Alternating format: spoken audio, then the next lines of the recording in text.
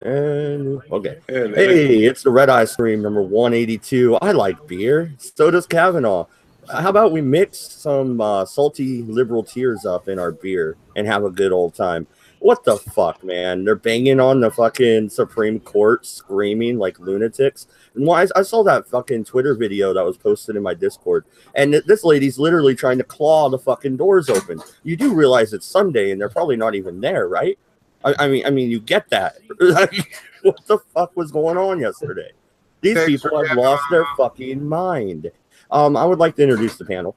We got voice of one, straight Sith male, Maestra. He's new here, so welcome, sir. Memes of destruction, Jensen as always, and Atema. How are you guys doing, and what do you think about the whole Kavanaugh debacle? And do you think it's gonna put a jetty in the way of the blue wave? People are pissed. And yes, this is absolutely hilarious for us foreigners watching, I have to say. It kind of makes me wonder, how can you be proud of these people being in your country? I mean, Jesus Christ, they really need to not breed. Can't have that much stupid. It's just, it's got to be criminal. Don't you live in the UK? Well, I got a serious question. Does anybody remember the Clarence Thomas confirmation back in the mid-90s at all? I've only watched clips of it from it being compared to Canada, so I have a rough recollection of it, but if you want to go into details... Oh, yeah, absolutely. Judge Clarence Thomas was accused by a woman named Anita Hill for rampant sexual misconduct and sexual harassment leading up to, if I'm not mistaken, rape or some type of sexual fondling or something, which is just exactly like this Kavanaugh nonsense. It's just a couple decades prior, and it's the same ridiculousness where it's a Republican picking a judge. And somehow we have a gigantic rape crisis in the judiciary, which is absolutely stupid.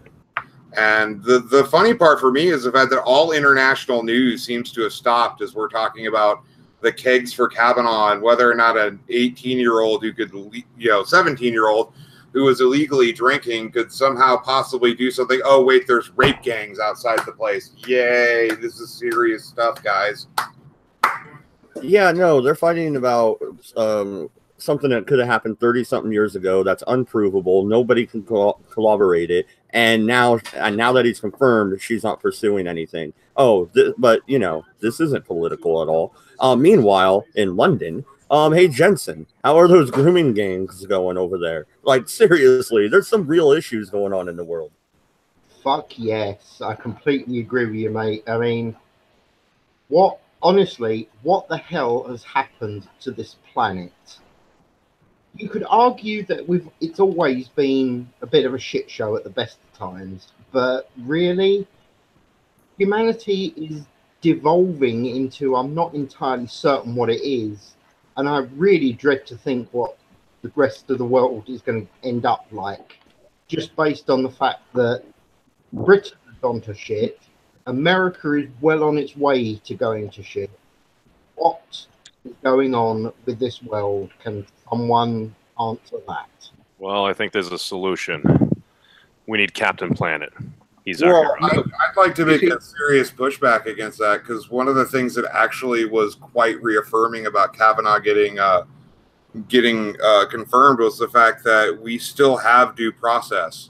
That was the thing that really offended me with the Gorsuch, whatever his name is, the very first judiciary nominee, because he got moved away for legitimate sexual something or others. And for some reason, we're stepping away from the English tradition, the Western tradition of innocent before guilty, and we're assuming some sort of French Neapolitan style, prove your innocence nonsense. And I don't understand why we're going French, because the Western world definitely needs the French way of doing things, because that's always been effective. Jesus. Yeah. Well, you see, Conover could have avoided this whole thing. All he had to do was say he identified as being black. Well, I mean, he could have gone the Jordan Peterson route and stepped down, as was potentially suggested. Well, no, and it really That's irritates me. retarded. Like, I'm sorry. as if a man can't have a beer after a long day's work, even if he is a judge. As long as he doesn't have a fucking fifth of Jack Daniels underneath his fucking gavel, you know, like he's using Jack Daniels as the gavel, then we might have an issue here. But he gets off work, goes home, and has a beer. Who fucking cares? He got questioned for fucking 45 minutes about beer. Are you kidding me? Well, Dodge, that was their go-to, man.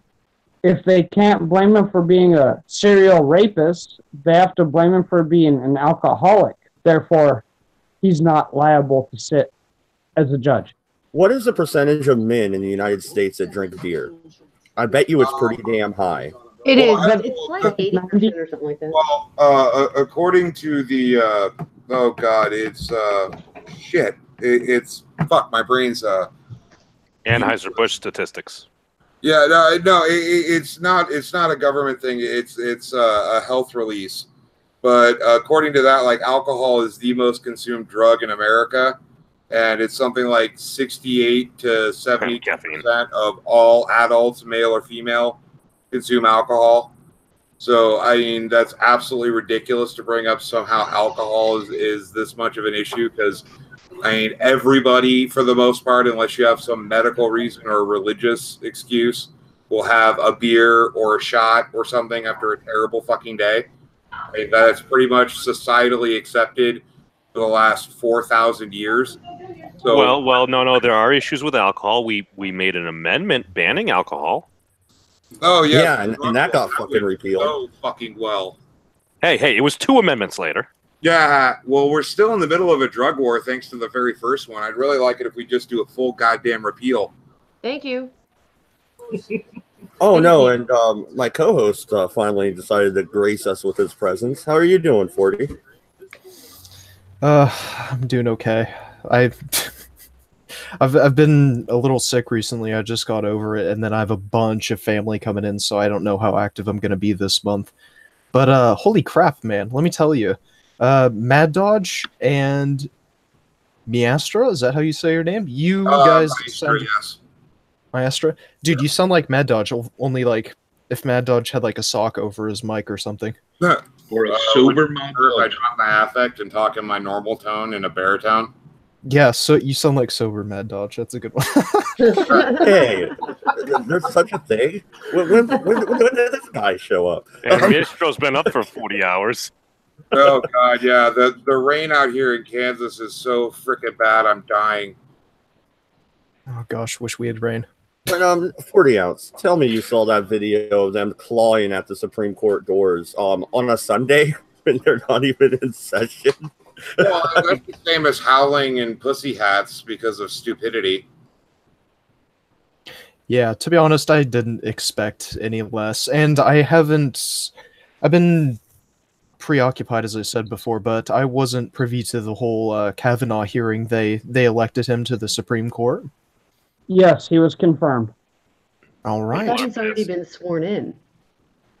Alrighty then. Well, good for him. Kennedy is still serving. Well, that should take a week or two. The thing that's really funny is the fact that we're probably going to get Ruth Bader Ginsburg is probably going to have to step down. She's the next oldest. So we're going to have to go through all of this shit again in a year or two, after, probably in 2020 election term.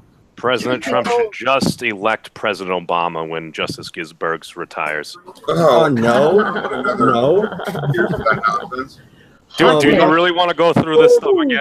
Yes, I do. Well, I want let's to be do. I honest, want to the do reason it. they were clawing at the door was because someone said there was a sale on. Yeah. There's a sale on pussy hats inside. Come on. Well, I really want to see. I can't remember her name, but she's actually much more constitutionalist than even Gorsuch. The gal that was not picked this time. I'm hoping he's saving her, planning on that Ginsburg will go. I can't remember the woman's name, but she's hardcore constitutionalist. And I'm like, oh yes, can we please have one of those?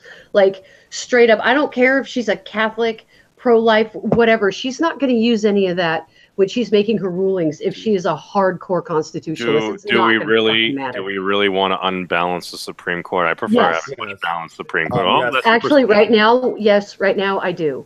I do want an unbalanced Supreme Court because we need somebody who is going to be, we need a Supreme Court that can be the actual check it's supposed to be on the out of control government we have. And the only way we can get the checks and balances to go back to working effectively is to give the judiciary a little extra oomph for at least the next 50 years. Yeah. Because then it restrains the size of government naturally. Well, I want somebody that was kind of like Scalia, so I'm looking at Judge Andrew Napolitano. Don't have him Napolitano as... can't do it. He is way too polarizing. He won't be able to make it past the vote. But he was in circuit court up in Jersey. I mean, he was in the federal court. He's perfectly qualified. Mad Dodge, I'm going to quote our security expert MC here. You can wish in one hand and shit in the other for Judge Napolitano. It's not going to happen. Mad Dodge 2020. Mad Dodge 2020. I'm fucking putting Napolitano up there. And Ginsburg is going to be found in a hunting lodge. That's all I'm saying. We're all going to hell. Oh, whatever. They killed Scalia. Don't fuck with me. The man had a pillow over his face. And, it was natural. Perfectly natural, guys. No, let's be honest. If Ruth Ginsburg died, the entire left would explode. I mean, that would be 3 fucking justices. They'd go crazy, and I want to see that. So, no civil war. It's bad. Oh, no, it won't be a civil war. It'll just be hilarious how many hissy fits they're going to have. Well, I mean, really quick before we start bantering around the term of civil war, do you guys actually realize that we have been in a cold civil war for the last probably 2.5 years, 3 years?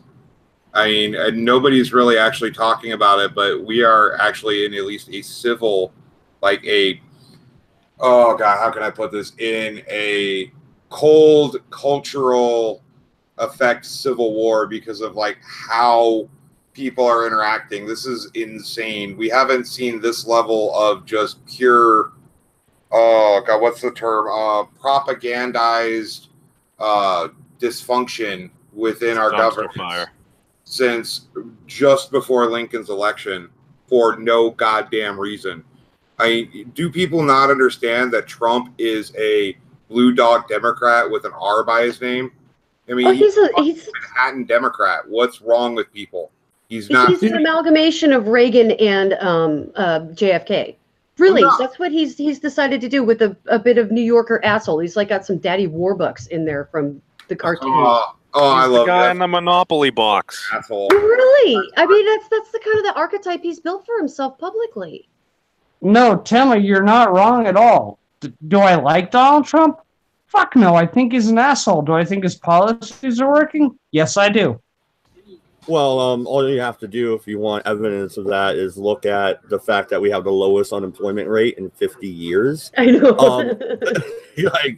Yeah, laissez-faire, people. Let's keep up the deregulation. Well, that's not even the most important point. I mean, we have the lowest unemployment rate amongst minorities in America in almost 90 years. Nobody's talking about that. Black unemployment is at an all-time high. All-time low. I mean, repeatedly across the board, Hispanic, Asian, everyone is succeeding, and yet we're supposed to believe that it's the end of the world because the 15th Reich is somehow taking over the United States government. It's fucking insane. But Maestro, does he need to be so mean about it? Yes. Yes. Yeah. Absolutely. I mean, considering the fact that they went out of their way to destroy an entire man's credibility and life over something that is absolutely unprovable and specious. Ridiculous. I mean, realistically, I believe that Kavanaugh should be able to sue for defamation because there's absolutely no way to prove this.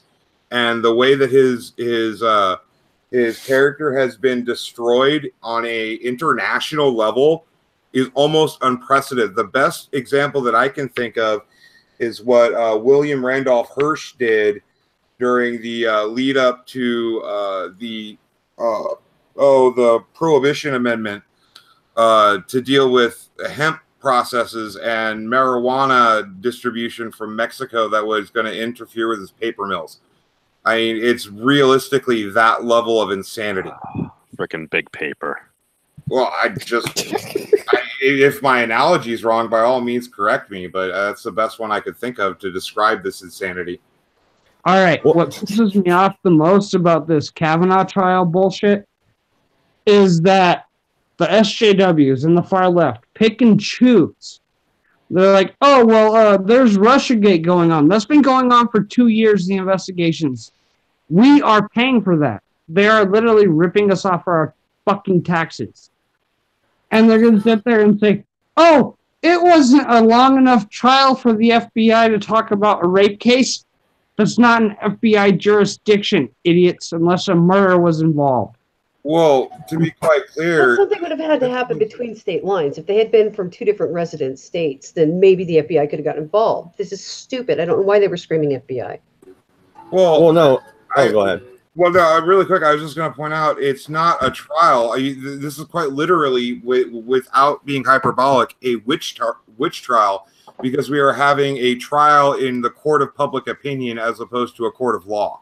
Oh, absolutely. What is the actual fuck? That is not how we do Western judicial legal process.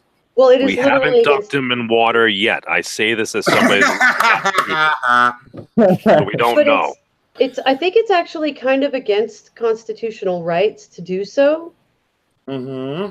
Well, we can't just. You mean we can't just burn him at the stake until he yells, "I'm a witch"? Anyway, 40. Are you tired of winning yet?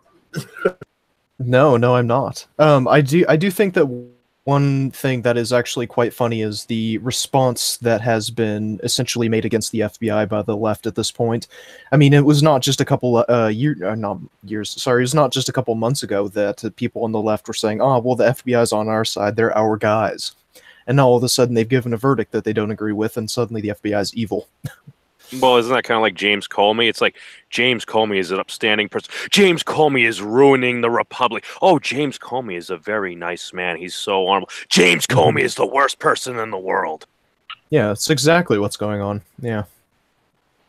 Sorry, guys. Hangouts is being an asshole. Oh, yeah, I know it does that. It's not quite as bad as Discord has been lately, though. Discord's been atrocious. Oh, God. It's like missing like a quarter of every conversation. It's like frustrating, yeah. Connection has been terrible. Net neutrality. It's all the updates they keep doing. They keep updating it. Like every time I actually shut it all the way down and restart it, I have to do like 3 or 4 updates. You too? Because, You know that in the upper right hand corner there'll be a little green down arrow, so that will update when you need to. It pretty much once a day to keep it updated. It's much like patching a video game. But no, back to Kavanaugh. I like beer as well, sir. But the thing is, thanks for Kavanaugh. The thing is, though, that is distracting the whole country away from everything else. But then again, on the other hand, there's a reason for it. You have the left pretty much rioting in front of the Supreme Court. They're going to keep doing that. They're going to keep wigging out, just like Antifa has kept kicking garbage cans. Even though they don't have steel-toed boots and they just hurt their fucking foot. But they're idiots. They're going to keep doing it. So, yeah, I do believe we are kind of in a Cold War-style civil war. But it's just the fringes that are doing it. And then the left likes to throw everybody under the bus. Libertarians, fucking everybody. Even the Green Party. Like, they're yelling at Jill Stein and shit. Like, really? Like, this bitch is further to the left than you are. The goal is to silence everybody but them.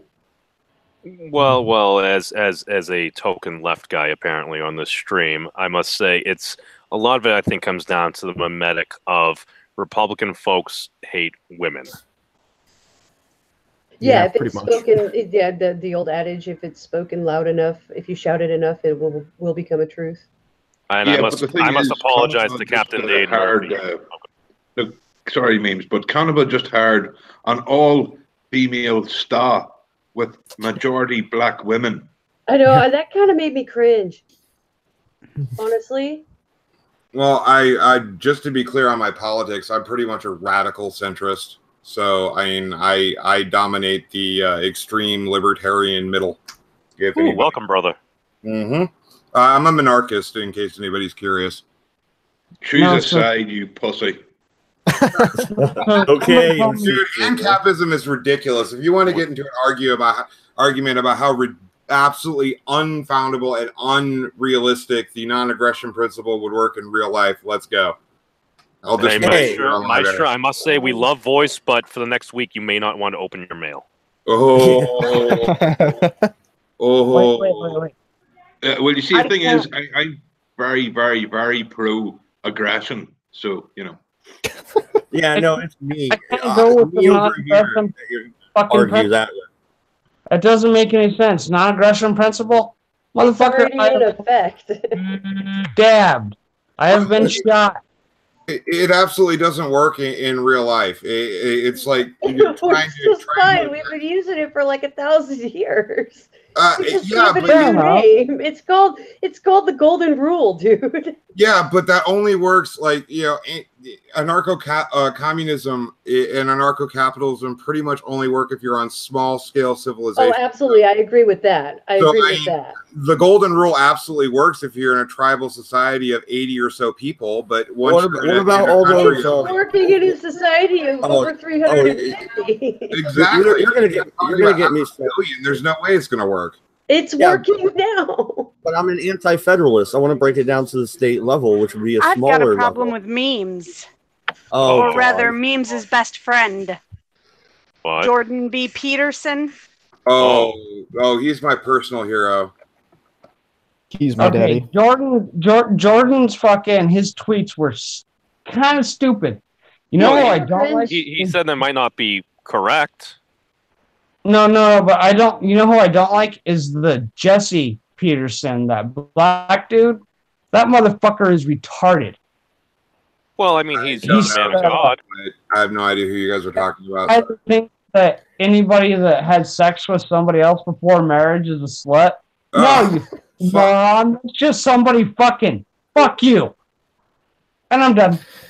No, Jordan Peterson said that Kavanaugh should step down if he got elected. You don't think that could be an honorable act to try to help, like, heal the divide in our nation? Fuck that motherfucking bullshit. After you just sit there and you got fucking yelled at for how fucking long by how many fucking people about shit that didn't fucking happen, and then they especially after Bill C-16, and people were standing right there next to you going, "Oh yeah, you're right. You don't need to back down. You don't need to apologize for anything that you're saying." Yeah, never apologize to the angry mob, and then you're telling him to apologize to the angry mob. Well, the biggest problem with trying to step down and apologize is the fact that this isn't a organic style. No, this was contrived. You're talking about a top-down driving principle that is ripping the nation apart. Apologizing is not going to stop this ideological nonsense that's coming out of the Trotskyist ideological subversion that was started back in the 50s and 60s. I mean, you can clearly see, if you just watch it across the timeline, how the ideological subversion of the USSR done through Trotskyism, through American universities, has now produced this ridiculous postmodern nonsense that we're fucking dealing with today. It's absolutely absurd. Well, no, and it's a bunch of spoiled little brats that have always gotten their fucking way that are now trying to enter politics in the political arena. Look at a certain hog that I won't mention his first name because he'll probably flag my fucking video, that gun-grabbing little lunatic fuck. But you got a bunch of those people running around. Those are the ones screaming. Those are the ones in pussy hats. Those are the ones in Toronto roundhouse kicking women over the fucking abortion debate. Like, those are the fucking assholes, not Kavanaugh. The fact of the matter remains the same, though. He shouldn't be telling somebody to back the fuck down and appease the mob when the mob didn't, or he didn't back down to the mob when they were attacking him. Well, well, realistically, you're looking at probably his first real bad, gaffe moment in public speaking. I perfectly agree that he's wrong in this specific case. I'm not trying to say that he's a god amongst men and always correct. Well, And isn't I it free definitely agree that speech? he's incorrect here. I'm sorry. What was that? My Oh, bad. I'm saying it. I mean, what I'm saying is, isn't it free speech? Because in order to maintain free speech, you have to say things that even if they aren't popular. Well, I'm yeah, not you have to make saying an that idiot he out of doesn't yourself. have the right to speak. I'm saying he was wrong. Oh, and I concur with that. All right, real He quick, absolutely fucked that up. real quick. I'm looking at the chat. I tried to interject the chat's opinions here. So we're doing that right now. Alfred Keith, I don't believe I've seen you before. Welcome to the Red Eye. And if I just missed you in chat before, I apologize. But he says, Mad Dodge Productions. All I can say to America is welcome to Northern Ireland, 1979. I really hope we don't start blowing shit up. Like, seriously? Blue shed up, blue shed up, blue shed up. Oh my Yeah, god. no, that's the fucking guy for Northern Ireland. We're about See? to go through the troubles. Oh man, that would Jesus, like actually having the troubles in America, considering the amount of arms and munitions and people who know how to use them. I really don't think we're quite there yet, but that's quite a terrifying prospect. I don't know. I know how to use arms. I grew up with guns. You're right. A soy boy will never let the gun. Well, no, he followed that up because he just heard what we were saying. There is a delay between chat and the hangout, but I'm calling it now. Soon the Dems will start talking about, in parentheses, the cause. Oh shit, man! I really fucking hope not. That really doesn't sound like a good outcome because yeah, we are fully loaded, and I live in the middle of the Cascades. I'd love to see those fucking Eugene Antifa fucks come up here and start fucking with us. You're gonna get a shotgun in the face. Do we really want to have to start killing our fellow Americans even more? No, I really do not want a hot civil war. I'd much rather it stay cold, so that way we're just arguing ideas as opposed to shooting each other. Yes. I live in the middle of Kansas, so I mean there is nothing but armed militias and people who know how to use guns and nothing to do but go out and use their guns. Everybody here knows how to hunt and how to clean their weapons, et cetera, et cetera. It's not like anyone doesn't know what they're doing out here. And Yeah, I don't man. want Jesus. That's kind of like the town that I grew up in. If there would have been a school shooting when I was in high school, that dude would have been put down because everybody I knew grew up with hunter parents, and they all had guns. Mm-hmm. So that would ended very badly. Well, yeah, no, and once again, looking at the chat, Joshua says, "Is Eugene, Oregon, really liberal? I heard so over here." Yeah, it fucking is. It's the University of Oregon is in Eugene, so take that as you will. No, doesn't it just go back to outside Portland? doesn't a lot of this debate come back to the whole country mouse versus city mouse principle? Oh, Yeah, so but I'd like to see the city folk come up here though and try and tangle. You can't even. Okay, in Oregon, you can own guns, even in Portland, and you can open carry. Oregon is an open carry state without a permit. You just buy a gun, pass your background check, and you walk out of the store with it. But in California, like where 40 is at, he can't even fucking get a gun. So the liberals start wigging the fuck out. People like him need to fucking migrate quickly, right, 40? Let's be honest, if you've seen 40's fucking knife collection, he doesn't need a gun.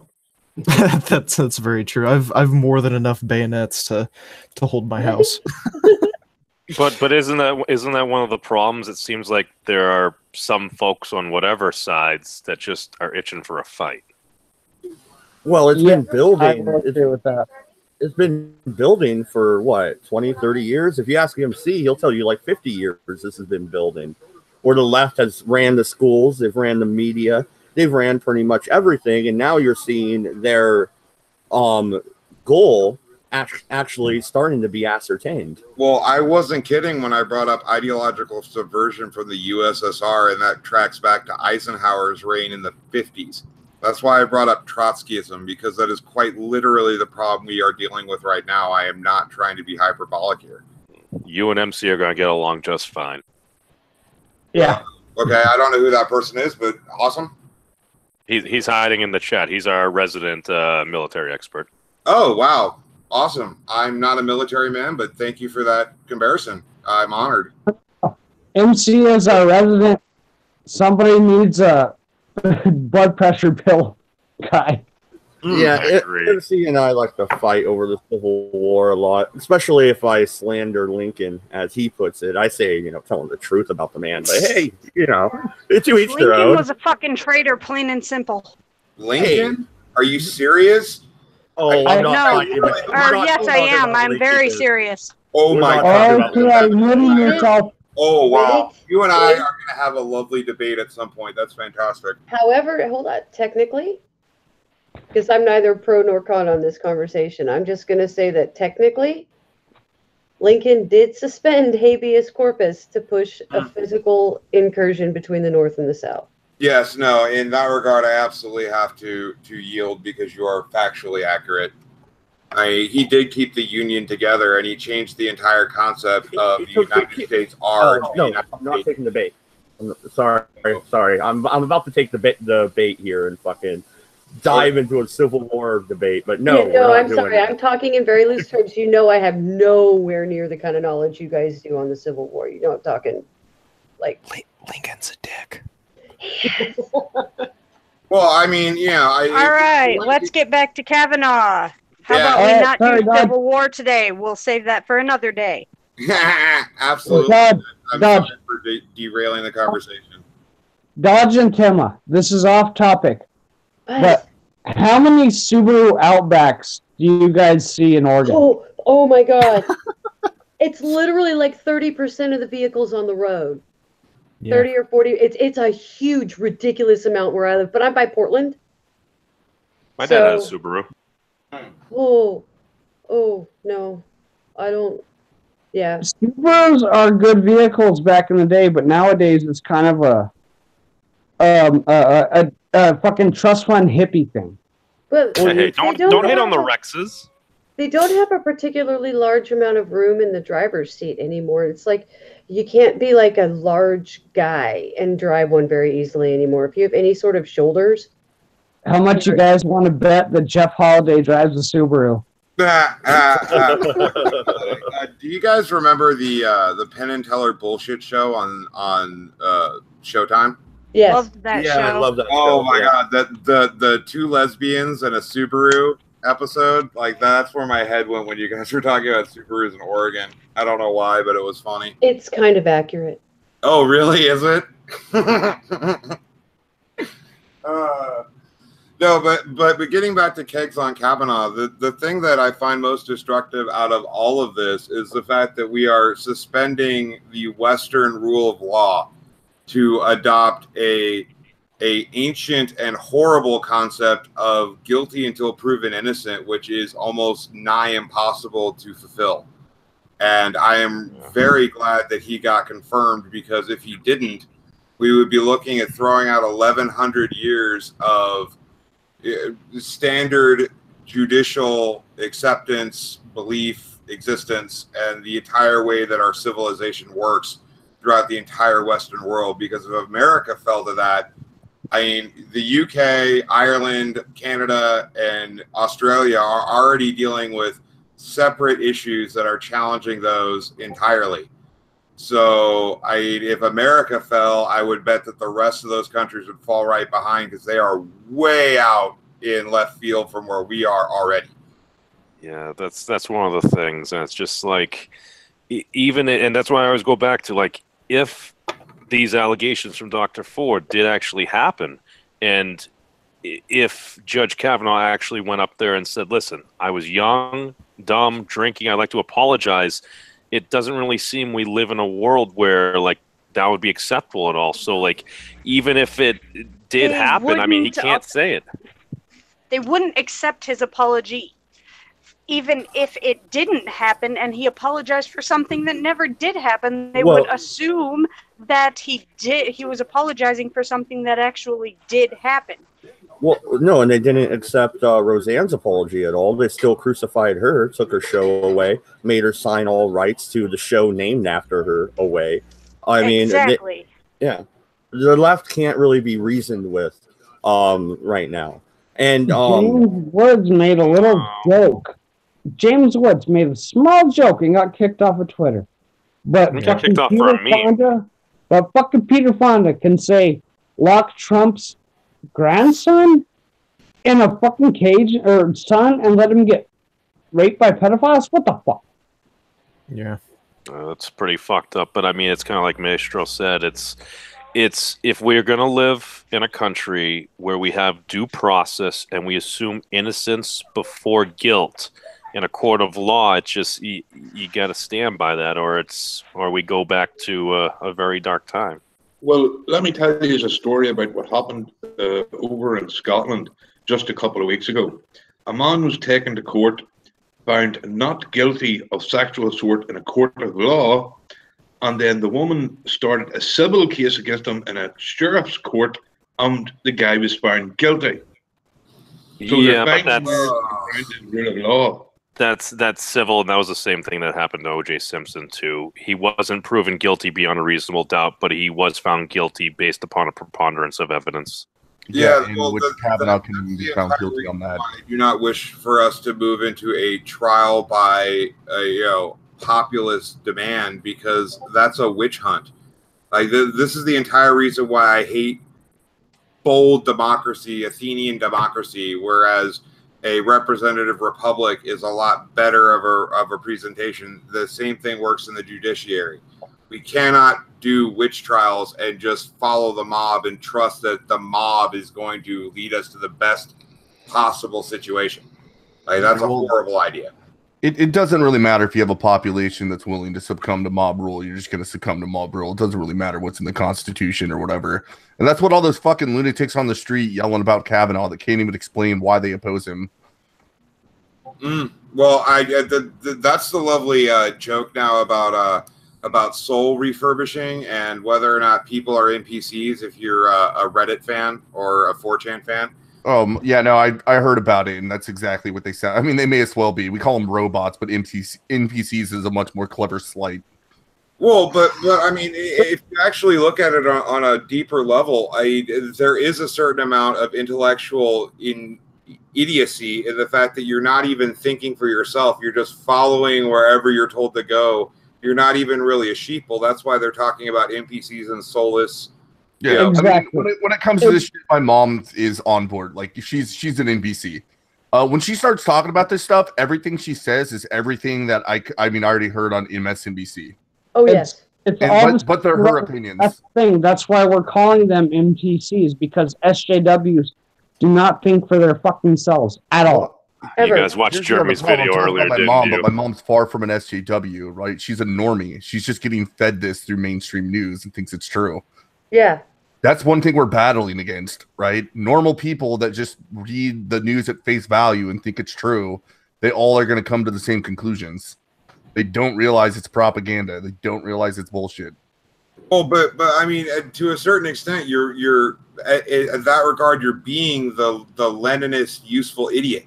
You're not thinking for yourself. You're just following around and smashing and destroying anything you're told to, because that's the, quote, righteous thing to do. It's horrific. I mean, I really wish people would wake the fuck up. Yeah, and real quick, I'm being tagged. You got Jacob says, Mad Dogs Productions, we're too far divided to even find a common thing to agree on. The time for debate is fading away and fast, and it's nearly gone, in his opinion. That's not my personal opinion yet. I believe there is room for debate and argument still, because you don't refresh the tree of liberty unless you try and fucking debate the facts first and fix it politically. You don't just tear it up and restart. My general look at a lot of this, and a lot of times when you see a lot of folks that are saying things that you tend to see on the mainstream meter, I tend to think that people are smart.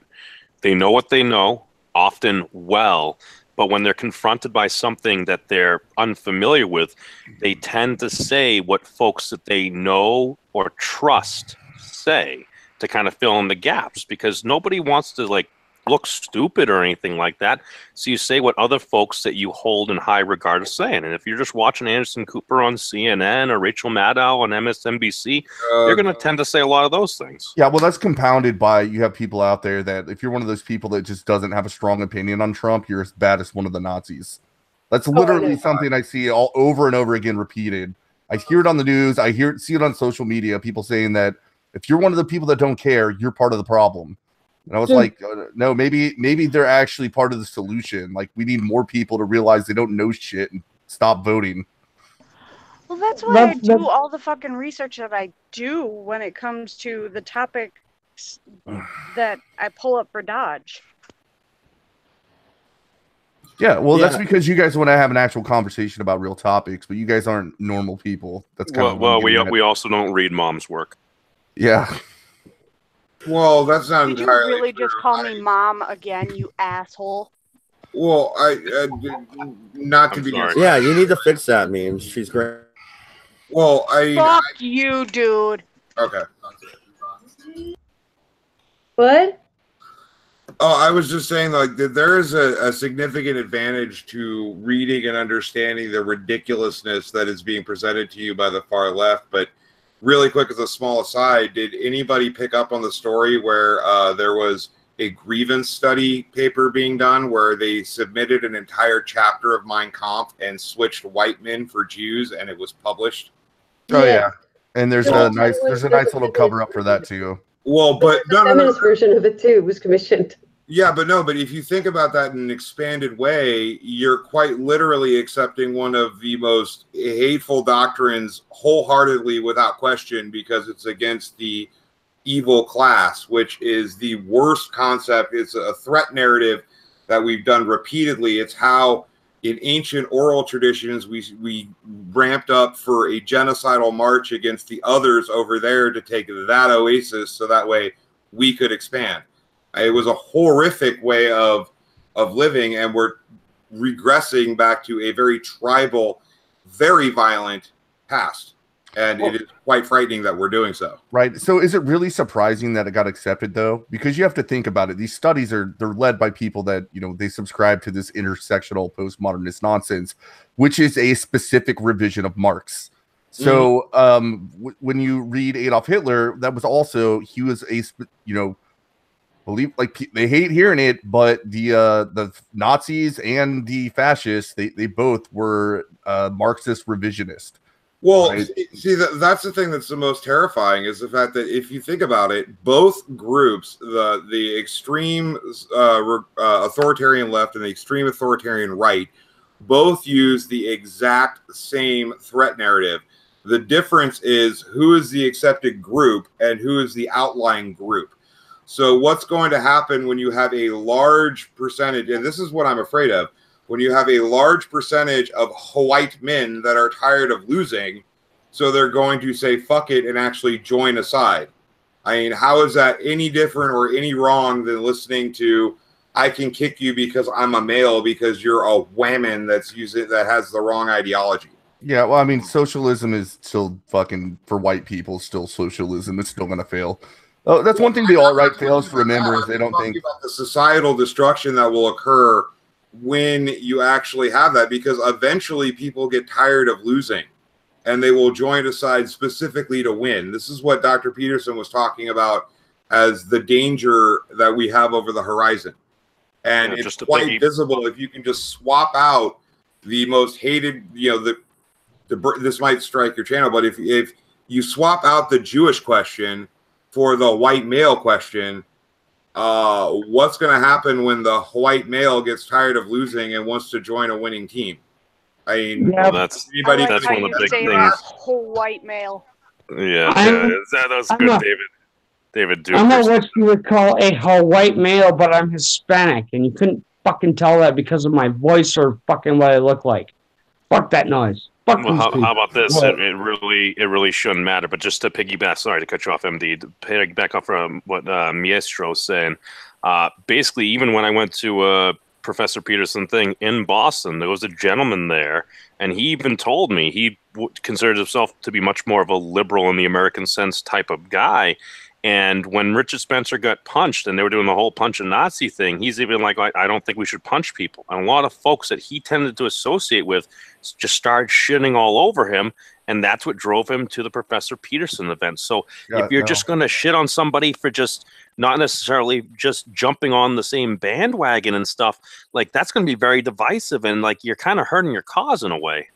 Yeah, no, they're like just to that point. I mean, I think the alt-right's actually been dying down. A lot of the people that were prominent figures on YouTube have even kind of stepped back from the whole ethno-nationalism thing. But on that point, yeah, so the left keeps kicking people out. So they're in a lot of ways they're shrinking themselves. And a lot of these people are coming around and they're becoming part of the new center, which, you know, that makes them far-right Nazis, but nonetheless. Well, they don't realize that they're driving people out that would otherwise agree in a lot of their causes. Yeah, well, once you start putting in the Jewish question and the whole, you know, let's throw every Nazi meme we can in the mix and let's talk about how insufficient every race is in every way, you know, they've gone kind of crazy and extreme with some of the rhetoric. It's turning people off. It's like some people that actually were like into ethno-nationalism. If you're talking about the disintegration of the alt-right, like that's a lot of it. Like Ramsey Paul, do you remember that guy? Yeah. He just said fuck this shit, right? It turned into everything it wasn't supposed to be. Well, I mean, I'm not saying that we're going to have like the 15th Reich rise out of the middle of nowhere or anything and being a doomsdayer. I'm just quite literally asking what happens when, you know, you actually have an oppressed group, which is the white male, which is what's exactly happening in society, whether people want to admit it or not, gets tired of losing and gets pissed off. They start joining the alt-right and they start getting weaponized and they start getting upset. Exactly. This is what happens. Motherfuckers don't get this. I don't know. Continue. I'm sorry. Well, when the left wants to play the identity politics card all the fucking time, then what else can the alt-right do but play identity politics back and try and bolster their numbers? I mean, they even threw libertarians under the bus with that shit. They're like, yeah, punch a Nazi and punch a libertarian. I'm like, wait, what? Like, where did I get into this? No, I remember that. I remember seeing like they had like that stupid fucking the guy falls off the bike meme, and then when he falls off the bike, you see who he really is. And it was an ANCAP running around, and then the ANCAP flag turned into a Nazi flag. I saw somebody post that shit, and I was just like, "You're fucking retarded." Oh yeah, that shit's fucking retarded. A lot of these people, like, I used to be really big into the punk rock scene in the city I live in. There were a lot of people that were like, I mean, I want to say they were anarchists, but they're just punk rockers, dude. They just hate all authority. Then all of a sudden, they got super political and started buying into this crap. The entire time in 2008, I was talking about, man, I've read Murray Rothbard, dude. This is real anarchy, dude. This is real freedom. They didn't have a problem with it. They thought it was cool. Now all of a sudden they're like buying into some nonsense that us ANCAPs are basically Nazis, and I was like, do you even know what we stand for? It's like, do you know what Nazism is? Do you know what fascism is? And the answer is they don't have any idea what any of those terms mean. Oh, of course not, because those terms have been incredibly diluted over the past 15 to 20 years of ridiculous, regressive renaming of terms. I mean, there used to be a time when racism, you know, being called a racist actually mattered because it meant that you were actually racist, instead of, you know, you disagree with me or you're wearing a MAGA hat, therefore you are a racist. And I mean, you belong in To Kill a Mockingbird as the group that's coming to hang the poor guy who didn't actually rape the girl. I mean, come on. Yeah, actually, if somebody calls me a racist these days, I don't even argue with them. Well, I just say, what's the point? I just say it like, yeah, I'm racist. I believe we should judge people as individuals. So, like, just keep going. Like, make your real argument as to what you really want to say, right? Because you don't really think that I'm judging people based on the color of their skin. That's not what you're trying to say. Like, you're trying to avoid actually having an argument just by labeling me a racist. Well, you disagree with somebody, so you're wrong. Well, no, I just conceded. I was like, next point, right? Make a real point instead of just calling me a name. Yeah, no, and MC, welcome. What do you think about the left pretty much the violent takeover they're trying to do. I mean, they were clawing at the fucking Supreme Court doors, man, because Kavanaugh was confirmed. They're trying to do. They've been doing the same shit for freaking decades. What do you think was going on in the 60s and the 70s? All right. What do you think was going on? They weren't shrieking, though. They weren't shrieking and acting like fucking morons. Yeah, they were. Yes, they were. You don't.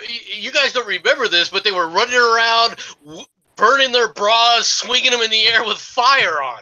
All right, don't shrieking. No, Judge, they really were. We're talking about the '60s, right? The '60s and the '70s. Oh yeah, we have tiki torches nowadays.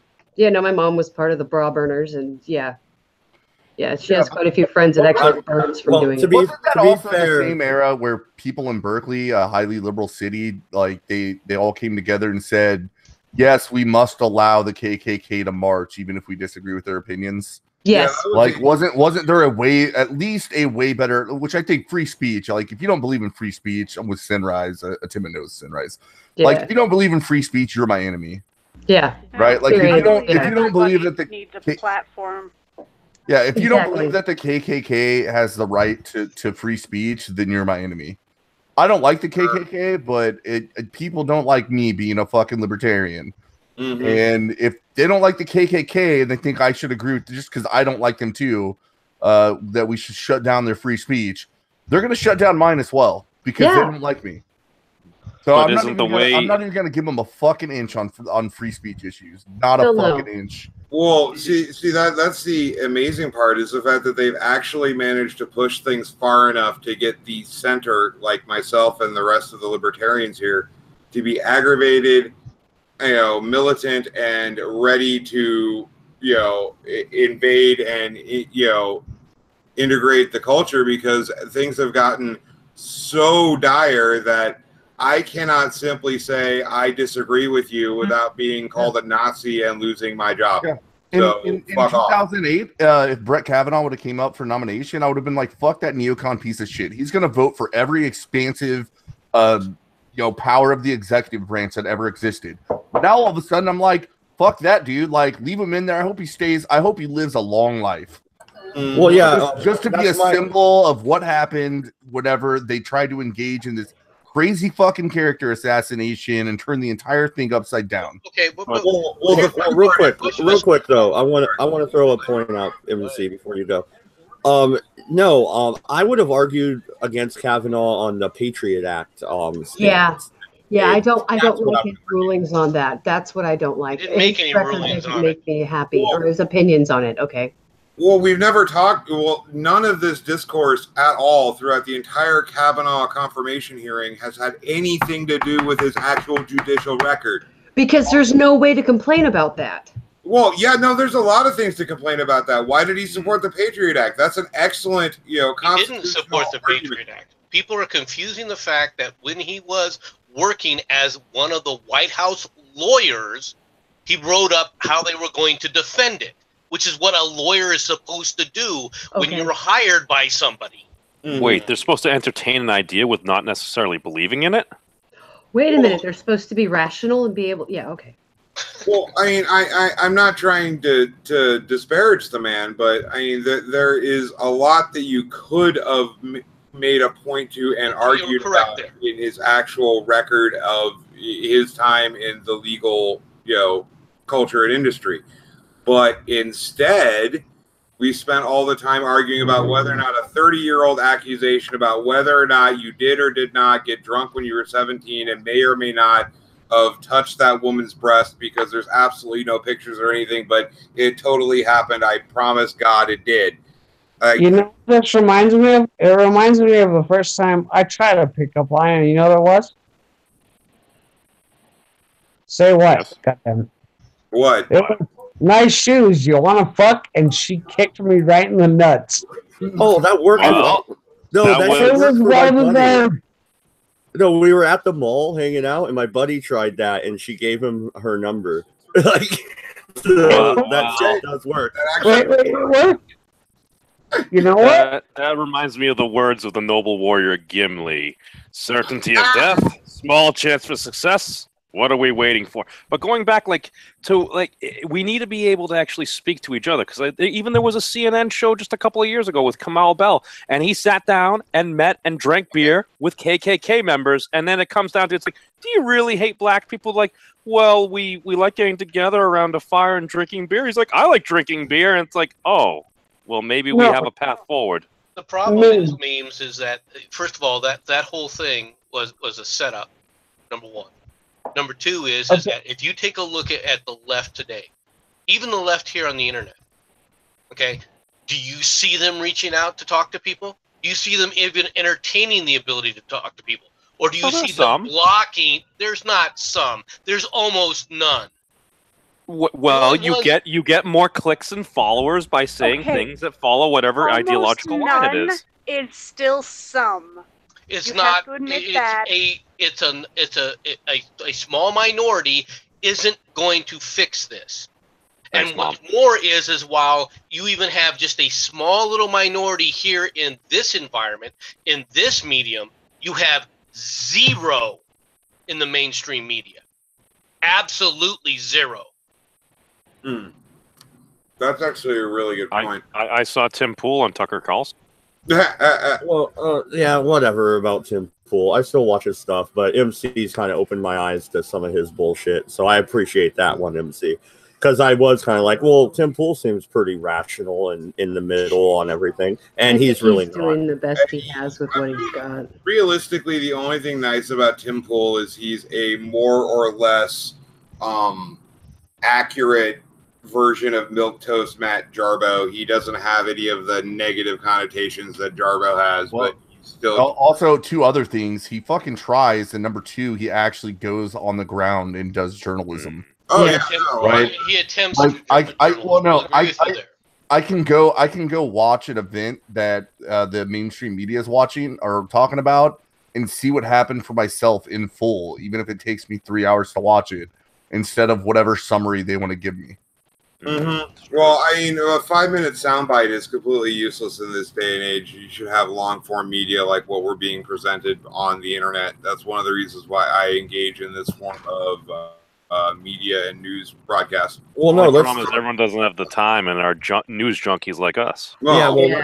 Let's stick with the topic of the left and their takeover. That's why they're trying to crush alternate media. That's why they're trying to crush the live streamers like us. That's why they're trying to crush Alex Jones. That's why they're trying to crush Gavin McInnes. They're trying to create a tax system for distributing links of information. So independent media can no longer, take a comparison of articles and look at how different the information is from location to location.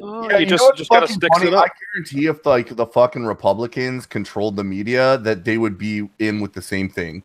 Yep. The fact is that they don't, so they're my friend on this issue. I know how equally dangerous they are too. Why do you have the philosophy, both of you? Why? Wait, the philosophy that the Republicans, I think they would do it. Yeah. Because power. I think most of the Republicans are rhinos, like the vast majority. Maybe not. There is a lot more like within the Republican Party. I want to say like the Republican Party they disintegrated a little bit back in 2008.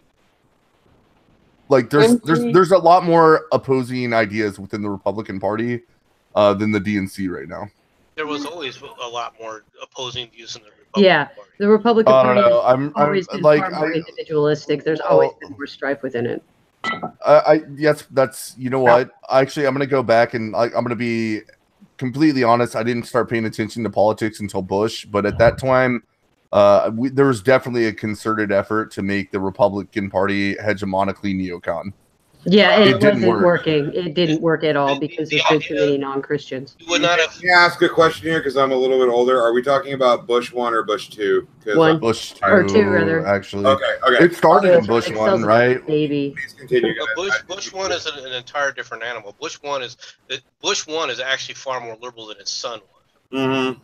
Well, but I mean, realistically, we weren't dealing with President Bush. We were dealing with President Cheney, and nobody really likes to talk about that. Well, I would disagree Yeah. with that, but that's a separate issue, isn't it, for a different stream. I don't know. You know, they really I don't know. There was a lot of external influence allowed. Let's just put it that way.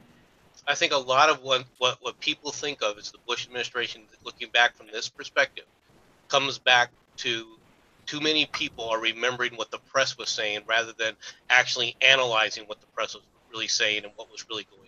Yeah, no, and you made that rant, MC, and you had a very good point there. I don't like that you threw me under the bus, but whatever. You do that all the time.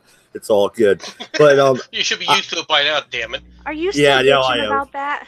No, I'm not. No, I'm not. No one would ever get offended on something somebody said on the internet.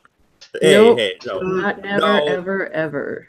MC and I are cool. We're friends. The thing is, though, I think the right would try and censor the internet as well if it wasn't for the Liberty wing of the Republican Party and the Tea Party wing, which is still there. You still have Thomas Massey, Justin Amash, and others like him that were sent in during the Tea Party wave.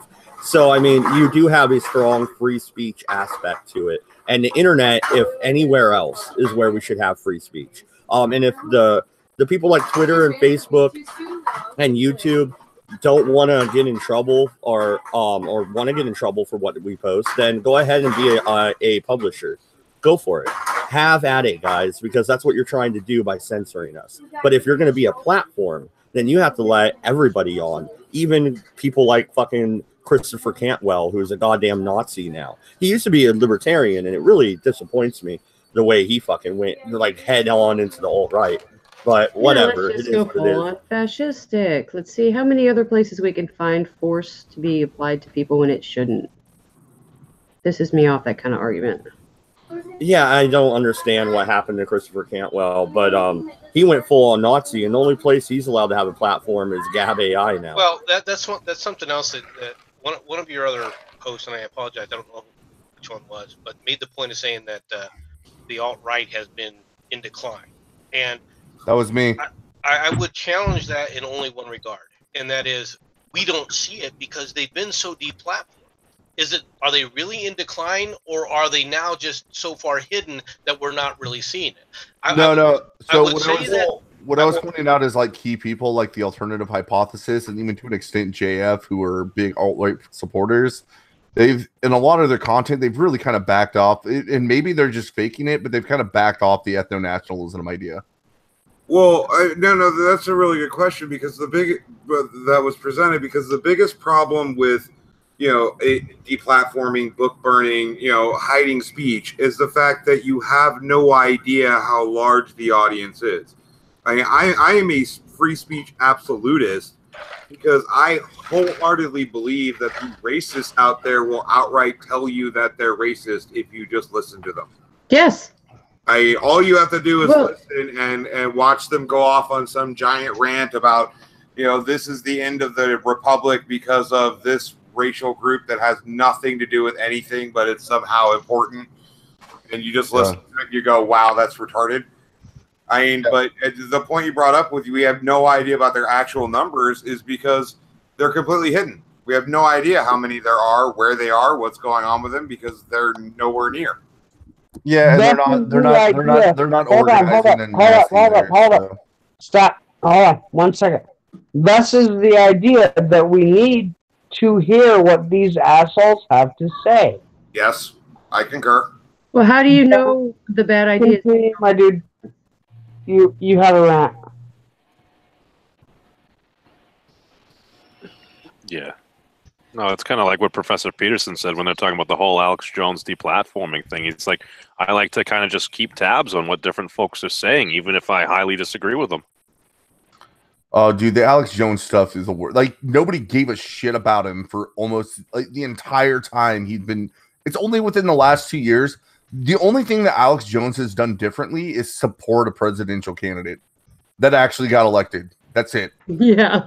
Right? Like, everything else he's done has been the same, and nobody gave a shit. Like, everybody knew he was part of the weird part of the internet, dude. He likes to talk about crazy bullshit, like the fucking frogs turning the water turning the frogs gay, which I know is based on a true story, and sometimes like he's not lying. But like, if we're gonna ban Alex Jones, then we need to make sure History Channel gets banned too. Yeah. Right? Ancient Aliens is just as conspiratorial as fucking Alex Jones. Oh, That's absolutely. entertaining. The thing about turning the frogs gay that nobody realizes is that the actual hormone that was being released into the water causes the tadpoles to become hermaphroditic. Yeah, look, I know that's true, but he had the stuff about like But that's what because crisis they're actors. submerged in the water. There are certain species that can become male or female, therefore to Naturally. continue. Yes. Naturally, that's how they come in nature. They have the genetic capacity to switch sex based upon need of which gender is necessary for breeding. There are several African varieties of toads and amphibians that do that. I think there's even some in South America, if memory serves. Well, you're absolutely correct, because that's something that goes back to fish, lizards, and amphibians, because they will actually, even in the adult form, will be able to reverse gender to equal out the population for population increase. Yeah.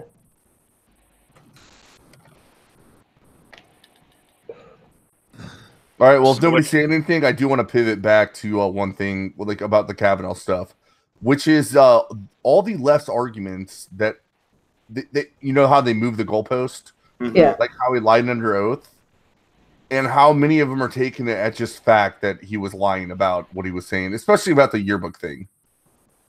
Like that's actually more proof. It's more proof to me that this was never about did Kavanaugh actually do these things. No, it's 100% about power. But not just that, they were like, he was mad. Who wouldn't be mad? Well, no, and if he would have just dispassionately said, "No, I did not do any of these things," he would have been hit for being a fucking robot. Yeah, There's no way for him to win. A sociopath, a psychopath. He showed no emotion at somebody being accused of something so serious. It was a lose-lose. Like, I guarantee he came in there with a plan. I'm sure he talked to some people. It's like, so in all of his other interviews, Lindsey Graham kind of pointed on this. Is like, I saw somebody different because he was defending his honor. I guarantee, like, he was told, like, you know what? Don't try to put on an act. Go in there, express your emotions. You're pissed off because you know you're innocent.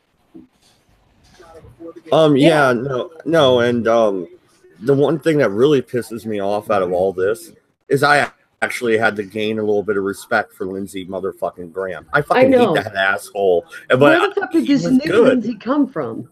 Yeah, no, hold on. Like, I think, like, that guy is, so here's his thing. He's all about playing nice and making everything business as usual. So the only thing, like, think about, like, that's his attitude, right? That's how he wants to do things. So what would trigger somebody who wants to play nice and make sure everything stays business as usual? Is when he detects that the other side is not wanting to do business as usual anymore. Oh, this is true. I thought it was maybe a potential presidential run. No. Well, this is the same Lindsey Graham who was campaigning against God Emperor Trump, aka the Cheeto Fuhrer, that President Trump doxed his cell phone number on live TV. Yeah, well, and all of a sudden he's like doing a 180 and talking about how he's going to campaign against his colleagues for the first time ever. Like, he's actually going to go out and say, vote for all these Republicans. Fuck it. Trump Republicans, neocons, libertarians, as long as they're not Democrats, vote for them because they're power-hungry fucking assholes, and I have proof. Okay, I want to bring up a new topic here, and this is especially for all you Americans. What's it feel like to have Columbus Day out on Indigenous Peoples Day in? Oh, I do not like the repurposing of holidays because somehow they are now, quote, offensive. I mean, get over yourselves. Yeah, why can't we just celebrate the fact that Fuck we have a Indigenous Peoples Day. It's fucking Columbus Day, you stupid Irishman. Well said. Why is Los Angeles celebrating it then as Indigenous Peoples Day? I like Columbus Day. That's when the Spanish first showed up on the shores of America. America, by the way. Hey, just look up Twitter and just type in. I thought Columbus missed America. No, he hit South America, dude. Well, anyway. Yeah, the very first time he appeared in Central America in the Peloponnesian Empire. And if anybody ever tells you that Hispanic people are a minority, you point and laugh at them. Well, yeah, I mean the I know. well, I mean, the Hispanics are quite literally the offspring of the Spanish colonials and the Aztecs. So they're Native Americans everywhere from Mexico down to the southern tip of Chile. I mean, they pretty much outnumber everyone else in North America. It's a ridiculous argument. It's speeches on its face. Well, first off, Dodgers took the lead in the 7th, so I'm happy. Second, Dodgers, they suck. oh, you shush, woman, don't make me a sandwich. No, all right, Matt. No, just suffering. I just got done making baked potatoes and pork chops, bitch. Did your wife make you that? She's making roast right now, actually. But anyway, come on, try to do a live stream. So Alfred Keith says in the chat, just look at the British Nationalist Party to see what happens when racists have free speech. Okay, Jensen or Voice, one of you guys, explain to me what the British Nationalist Party is. Okay, BNP was the alt-right, as it would now be known. Effectively, the BNP was the forerunner to the EDF. Does that make life easier for you, mate? Yeah, I know what the EDF is. Me and Cabby have had conversations about the EDF before. So, yeah, all right, gotcha. No worries, mate. I mean, I don't really understand the question. Like, I know what the British Nationalist Party is, but did they get destroyed because they had free speech, or did they get destroyed because most of America thought they had bad ideas? In fact, isn't that the party that what really fucking killed them is they put their leader on live TV and then a whole bunch of people were like, nah, never mind. Well, no, it was free speech that destroyed them because everybody got to hear their ideas and looked at that and went, holy shit, that's a terrible fucking idea. Yeah, that's exactly what I was saying. It was free speech that destroyed them. It's not what kept them going. Yeah, no, what I was saying is they put him on the leader on national TV. Am I wrong about this? No, I vaguely remember the story, but they put the leader on national TV, like on the BBC. People heard what he had to say, and like the party just fucking disintegrated after that. Yeah. Yeah, that was the national story. I don't know if that was actually accurate within the UK or not. Okay, so maybe the person's rhetorical question was for us to be like, really heinous ideas, if you give people free speech, will disappear. Well, you give somebody a long enough rope, eventually they'll hang themselves with it. Well, that's the entire statement I made earlier about the fact that I want, the bigots and racists to have free speech instead of denying them the platform to say so, because they will outright tell you that they're bigoted. They will outright tell you that they're fucking pieces of shit, and you listen to what they have to say. Real quick, Anti-Hero just like confirmed where I remember that story, because Milo Yiannopoulos used to talk about it when it comes to free speech. That's an argument for free speech. They're just like, hey, we had this really racist party in Britain. Guess what happened when we let them be heard by the masses? They died. They died. I honestly don't. Something like that, right? Honestly, I don't hate anybody. Some people I would like to see dead. That's all.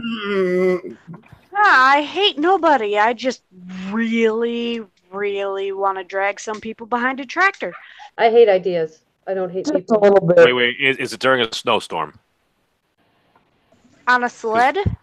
Well, yeah, that's what we Filled used to with do up here in the nails. Northeast. No, we don't fill the sled with nails. That's not comfortable. Who said anything That hurts your about butt. comfortability? I like Can snow. we do that? Can we do that to pedos and rapists? Please. Yes? I really quick to just highlight the insanity. Why is it that everyone's screaming about racism and child endangerment through pedophilia when the left outright supported last year, the harmless pedophile nonsense in Salon? Harmless pedophile. Oh, God, adding them part of the LGBT community. P nonsense. Do you guys remember that? They deleted the articles. Yeah, the actual article was The Virtuous Pedophile by Salon. Yeah, they only deleted it because it would have looked really bad on them if people could look that up when they were searching for Milo Yiannopoulos' so-called pedophilia. If you guys want, it's on archive. If you guys want me to, yeah, I've seen it all. They wrote several of them. Yeah, I remember them. You can also go to their site and just search white male and watch all the headlines that pop up. Yeah, you can also go look at some of There's the. nothing that can be erased. And you can also go look at a lot of the anti-SJW crowd at the time was making video responses and reading the article and responding to sections of it. It's out there. Deleting it did no good for them. It served no purpose. Yeah, it's been absolutely archived and completely contained. There's no way that they can. You know what's funny? The internet. The day I became a Milo Yiannopoulos fan was actually the day was whenever there was like those riots in Berkeley. Has nothing to do with me agreeing with Milo Yiannopoulos. But the day I was just like, fuck it, I'm gonna buy your book, bro. Was the day that hit piece based on him going on the Drunken Peasants. Oh, something that should have been way beneath him, just drinking, talking shit, and nobody cared for like years. Yeah. And he wasn't even advocating for pedophilia. He was talking about being like 15 himself and his experience. He was justifying his own existence. And he was saying that like even in literature by like male homosexual writers, they say is very true, as a lot of them, like when they come to age and they're like 15 or 16, realize they're gay. A lot of them go to older figures that we would consider to be, illegal. And I'm not condoning it, but it's a story that a lot of homosexuals they share. I was gonna say it's a common one that I have heard, and it's not just male homosexuals; it's female as well. It's just I mean, I the only examples I had were male, but I believe it.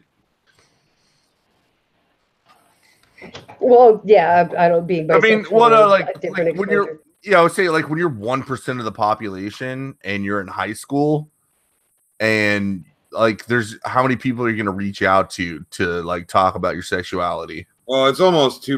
It's 1.863%. Whatever, some small number. I'm saying in high school. Sorry, I get lost in statistics. My bad. You could have 30 to 60 people in your class, so there might be nobody that you can relate to. Well, that's exactly what it was in high school for me. I was quite literally the only gay kid in my entire 4 years of high school, and I'm not even gay. I'm bisexual. There was no one I could relate to except for the drama teacher, and he was a sissy fag, and it was like, the only person that you had a chance of relating to was older than you. Yeah, and I'm considerably older. He was in his 50s, and it was just no. And not only that, but he was a flaming faggot, and ew. Sorry, but I have to say something here. So not only, Miss Sistra, are you a centrist, you're also bisexual. Can you make your mind up about anything?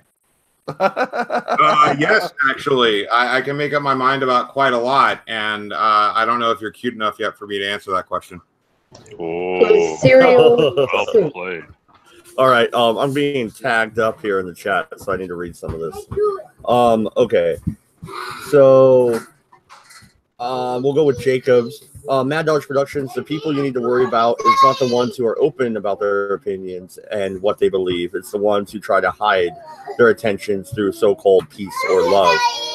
Basically, you can trust who are open about their who claim to be in support of one thing, and you get back on it and they can't support it again, are the ones you need to worry about.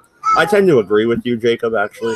And like we want these people out in the open. We want them to shout their ideas on YouTube. Hey, my best friend in Denver was a gay dude. And he got stabbed because he was gay. Literally because he was gay. It was a hate crime. Fuck those assholes who stabbed him. Yeah, but I don't believe in hate crimes. I believe in crime. The stabbing is the crime. The motive isn't necessarily something that should add years onto it. Well, yeah, we have malicious intent for a reason. I can see that, Dodge. That makes sense. Either way, those fucking pricks are in jail. All right, I'm gonna go eat dinner. See you later. Bye. Bye. Bye. Nice meeting you, Queen. Peace. Yeah, the hate crime conversation is a whole nother thing. It's like, I killed you because I hate the fact that you wear fucking Nikes and I'm a Reebok fan, right? Well, that's you did it if like you genuinely have hatred towards people that wear Nikes and you wear Reeboks. Nah, is that a hate Belts crime? will win. No, it's not a hate crime. It's only if you murder a protective class. The thing is, I've always been straight, and he was always gay, and that dude got stabbed because he was gay. So maybe not a hate crime, but more or less a picked crime. I hope those people were just fucking. I hope they were electrocuted. That's how I feel, and it has nothing to do with their motivation. Yeah, no, exactly. Killing somebody for any superficial reason you could possibly hate somebody is the reason you killed them. Did you? Fuck you. Yeah, get the chair. Yeah, there's a fire waiting for you. Go. I don't think it should be tacked on extra that. Well, these people had some superficial motivation. Hold on, does this go? Was it a protected class? No, it's not a protected class. So that makes it harder to prove. That's regular murder. Regular murder. No, and the thing is about all of that is being called a homophobe, even though that my username is straight cis male. That's not my real name. It was fun because of the cis white male thing.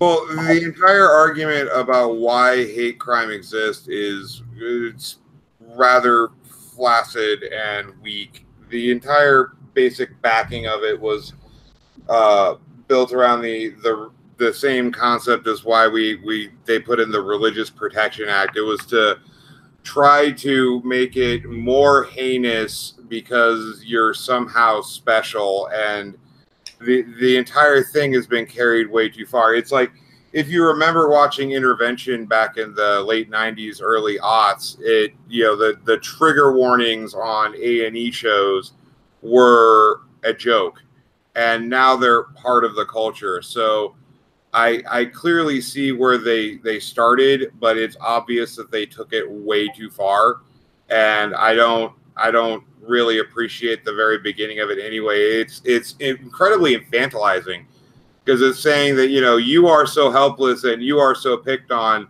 that we must go out of our way to add extra judicial backing for when somebody fucks with you. I mean, I'm sorry, I ran the head of security for prides in the heartland in the Midwest, and I never saw the shit that you would see on like Lifetime documentaries about how us bigots in central United States treat the gays. Like, what? It never happened. I don't know what the fuck they're going on about. No. Like, think about it. You're actually the kind of racist that would go out and fucking kill somebody because of their race. So you're like, I don't like the fact that some Hispanic dude moved down the block from me, so I'm going to murder him. And then they go look at the laws like the punishment for murder is dead. Oh, shit. But you got the hate crime stuff on top of it. That's going to stop me. I ain't going to kill him now. Right? Well, I ain't going to kill him because I don't want the hate crime thing on top of it. Well, No. Quite realistically, what does your 7th life sentence really do to your criminal stay? I mean, that's what I'm trying to say. Yeah. Oh, I'm sorry. I was missing your. I've been up for too many hours. Excuse me. I'm just like, if I was actually a racist trying to go kill somebody, right? Would the fact that it's a hate crime on top of murder, which is already pretty bad, is that going to stop me? Statistically, not at all. Yeah, I know. That's what I'm saying. Like, that's exactly what I'm trying to get at. Like, it's not. No, like, I do believe like motive has something. That's why we have 1st degree and 2nd degree murder, right? Like, well, that's absolutely the difference between murder and manslaughter, for example. Well, yeah, if we go even further, 2nd degree murder to manslaughter. I'm completely for having higher penalties to people that just had superficial malicious intent, right? That's fine. But I would extend that to, I killed this guy because I thought he was a Nazi, right? Nobody's going to want to have that be equivalent to a hate crime, but I do. Yeah, well, it should be by law. I mean, I don't understand why we have a hate crime statute and don't apply it to things like, I specifically bashed this guy in the head because he's a white male and therefore must be a Nazi, even though he's wearing a Che Guevara shirt. Well, right, and so we have 2nd degree murder for a reason. The reason is because you have like what they would call like crimes of passion, or like under normal circumstances, we think a rational human being wouldn't have done this. We still need to punish it, but we're not going to treat it the same way as I wanted this person fucking dead, and I executed that justice by myself for my own reasons. Mm-hmm. Yeah, no, I concur. The thing that I dislike about the way that the whole ridiculous extra punitive nonsense is handled is it's all after the fact. So congratulations, you dragged the hated minority behind your vehicle until they were nothing but street pizza. Thank you very much for that. And now you have, a life sentence in a non-capital, punishment state, and here's 17 extra life sentences so you can, get parole in 215 years. What difference does it make at that point? I think one of the things that a lot of folks tend to miss out on, just because they do want to penalize somebody for, and any crime is hateful, but for especially heinous crime, it's just to prosecute a hate crime. It actually raises the bar to an even higher level that can be at times just even harder to prosecute. So you might actually have somebody get off if those charges are brought rather than the normal standard charges for a crime.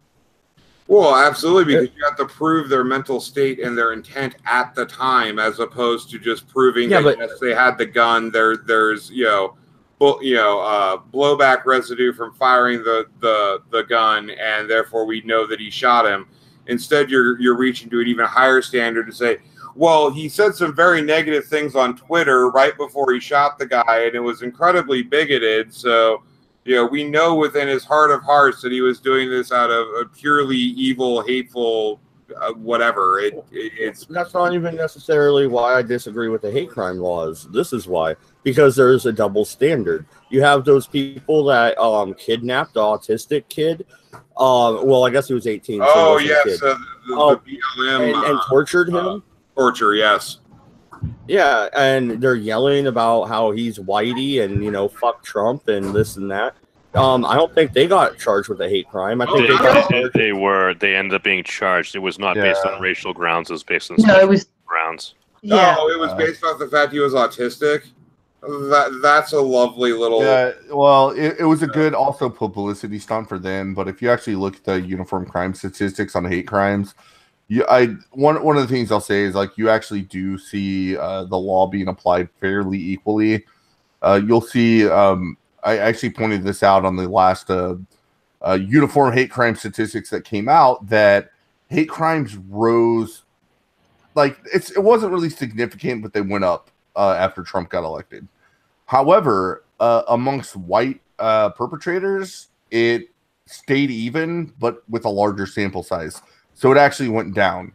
It went up under like through other racial groups, which completely defeats the narrative that Trump got elected and everybody decided that they're emboldened to do hate crimes. But that's kind of a tangent. I just wanted to point out that you can look at the uniform crime statistics yourself year over year, and those are the results. 98% of those hate crimes were proven false. No, these are the FBI uniform crime statistics. This is not. Yeah, this is not the hate crime hoax epidemic that we've had, which is absolutely true. I mean, that's happened. The only thing that's gone up with hate crimes is the number of falsely reported hate crimes. Oh, I'm sorry. Okay. Makes sense. Are those in the hoax statistics where it's like you hear a story of some horrible thing that happened with somebody burning a mosque or something, and then you finally get the surveillance video and it's actually someone within? Well, one of the big ones is you had that girl that said she was assaulted on campus for wearing a hijab. Oh yeah, I remember that. And then the police actually looked into it, and she had to say it never happened in order to not go to jail for filing a false police report. But then everybody backed her up to just say, well, like, it feels like that's what's going on because Trump's elected.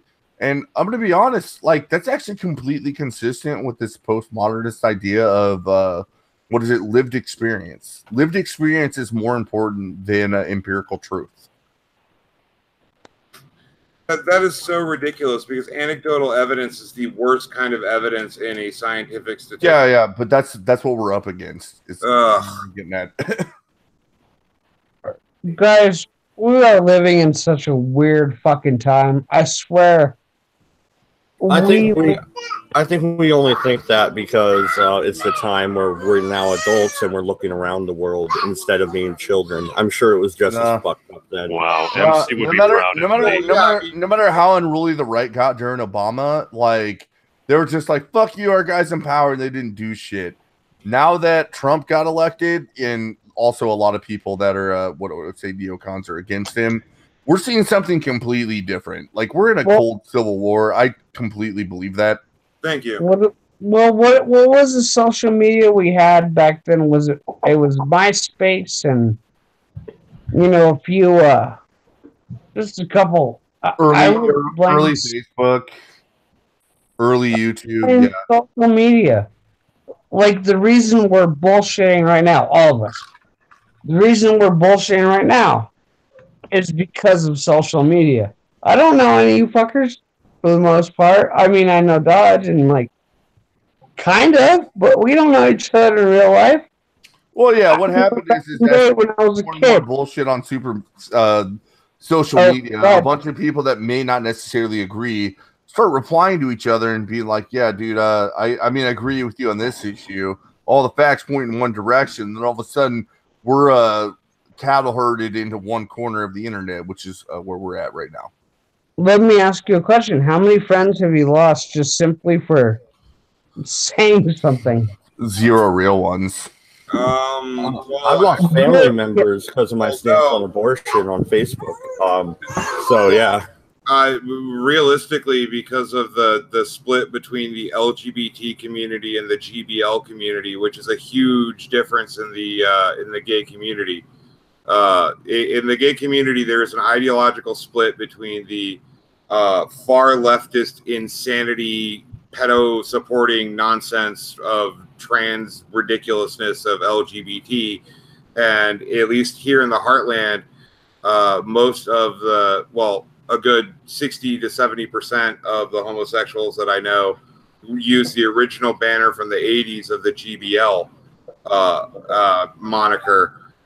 And realistically, for just stating my belief in due process, free speech, and basic civil liberties, I lost a good number of real friends over that ideological rift. And it's a real thing. I lost some actual people I thought were decent friends because of that. Yeah, so I mean, I kind of go back to maybe I was a little bit early, but I got really into reading about. I mean, I supported Ron Paul. And then it wasn't just that Ron Paul said some things that interested me. I just read all the books he recommended by people like Murray Rothbard, the original ANCAP. Tom Woods is another really, really good libertarian podcaster that everybody should listen to and read his books. But so I got into that in 2008, and in 2008, nobody really cared. And I basically perpetuated the same opinions over time. But then during the Trump election, I basically disconnected from Facebook. The kind of shit I was hearing, I was just like, this is insane. People I know are... It was I should have unfriended them. It was that bad. Well, in everybody's critique of society, just step back to the 80s and look at the Satanic Panic. I mean, this is another moral witch hunting panic of which we have already been through. I'm old enough to remember it vaguely. Does anybody here remember the McMartin trials? And McMartin. I mean, dude, Yes. Tim called me a youngin, but I'm 34, so that was still going on. Hey, birthday brother! And they'd already lost. Well, I got 4 years on you, and I can barely remember it happening in my actual consciousness. I'm almost. I remember them. Dude, I played Magic the Gathering, and I was pissed that there was a card called Demonic, Unholy Strength, and it had a pentagram on it, and they reprinted it. With the pentagram, they took away the pentagram because the moral panic put so much pressure on them. Which is that's a point that could be an entire show about how social justice is affecting art because they just are trying not to offend the social justice warriors. Yeah, because I know Jeremy. You gotta Jeremy covers that a bunch. Well, Yeah. but I mean, you mentioned social justice warriors there in the Magic the Gathering stuff in the late '80s, early '90s, and the end of the Satanic Panic. The social justice warriors of that era were the far right Christian evangelists that were. Yeah. I know that's the irony. That's the irony where you have atheistic far left liberals. Yeah.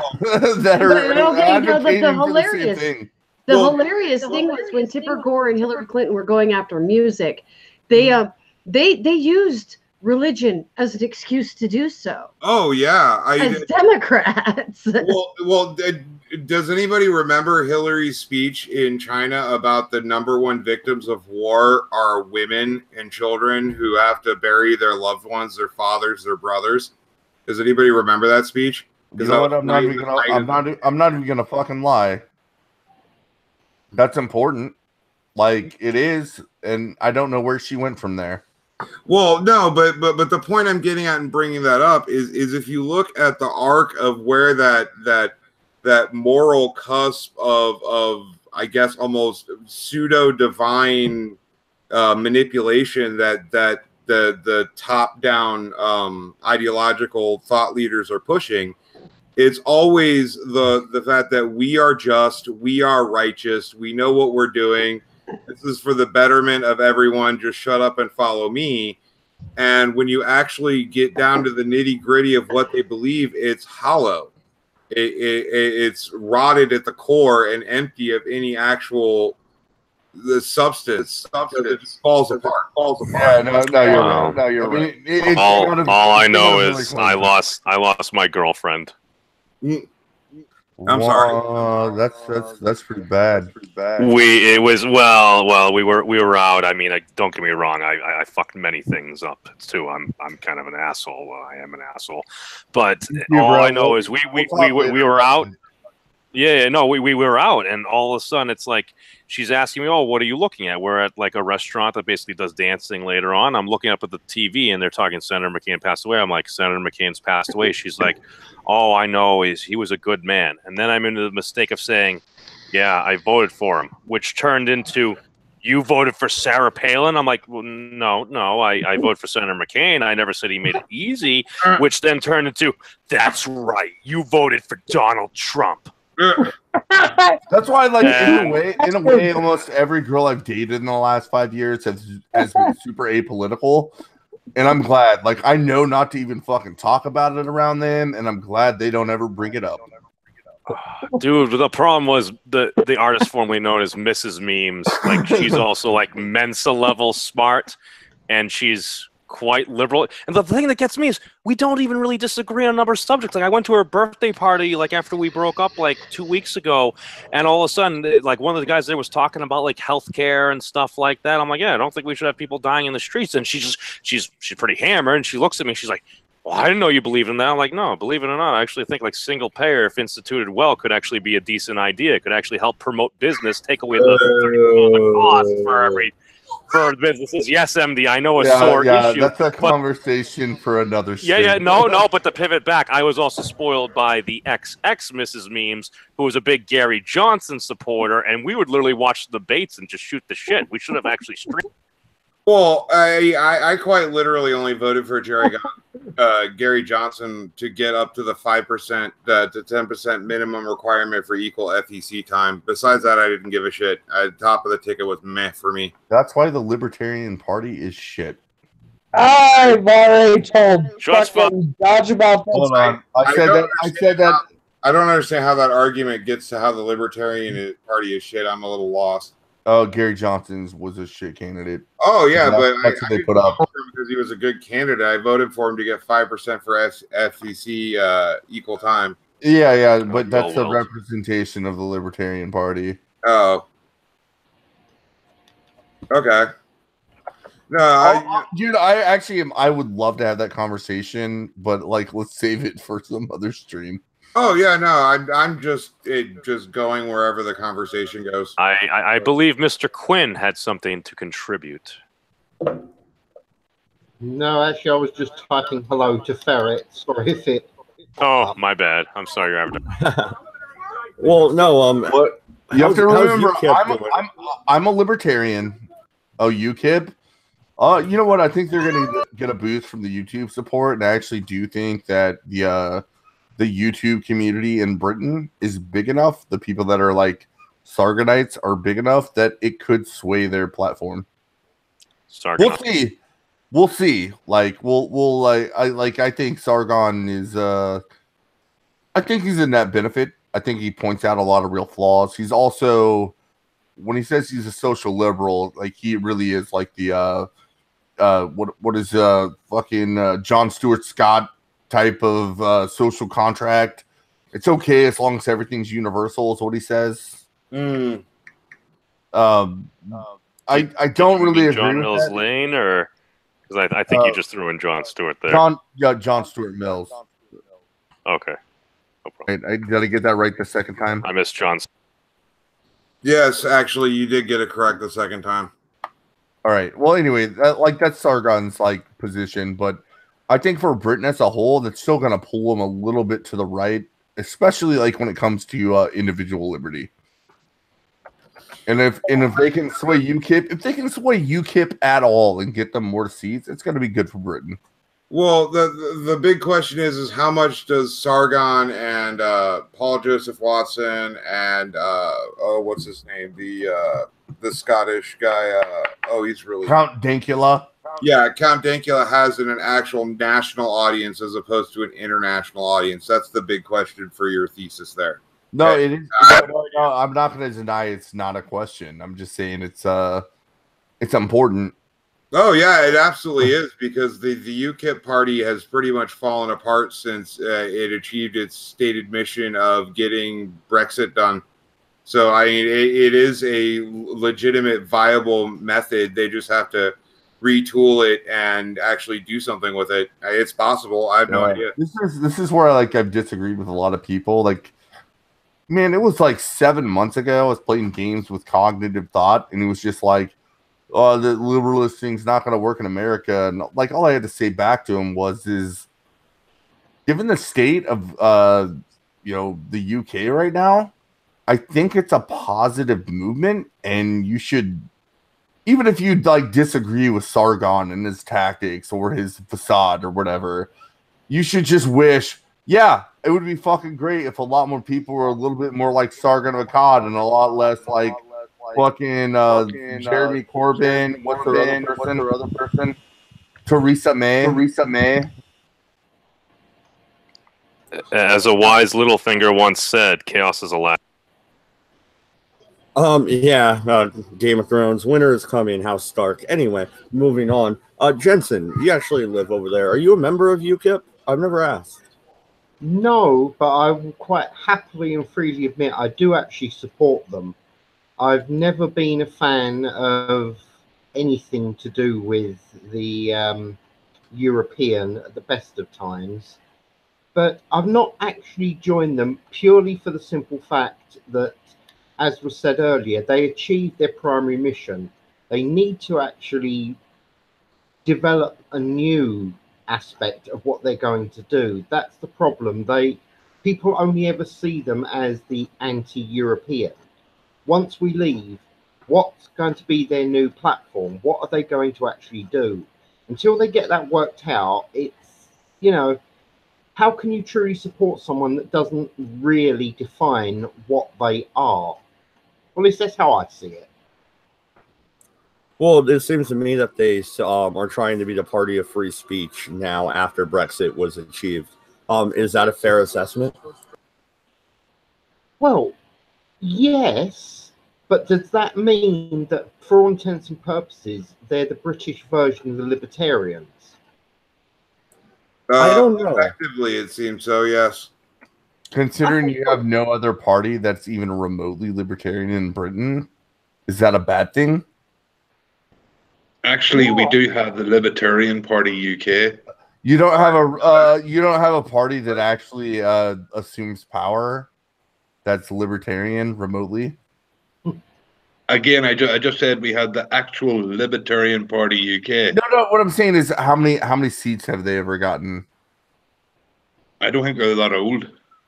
So, no, so 0. In all fairness, it's not like UKIP got that many seats, even with the way people actually supporting them. Well, is it more than one? Because I know America has a completely different way of electing people, but there's 0 libertarians in national government right now. Mm-hmm. Yeah, but there's 180 within state governments and local municipalities. That's fucking fantastic. When was the last time somebody from the Libertarian Party in America got an actual seat in Congress?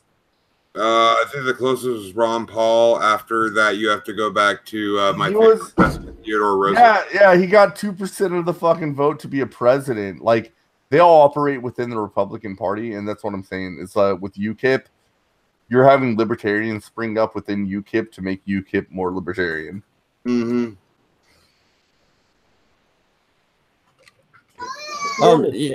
Interesting if they actually do get somewhere, purely for the simple fact that officially Britain is meant to be a minimum of 3 parties, but the Liberal Party at this current point, it's not even a joke anymore.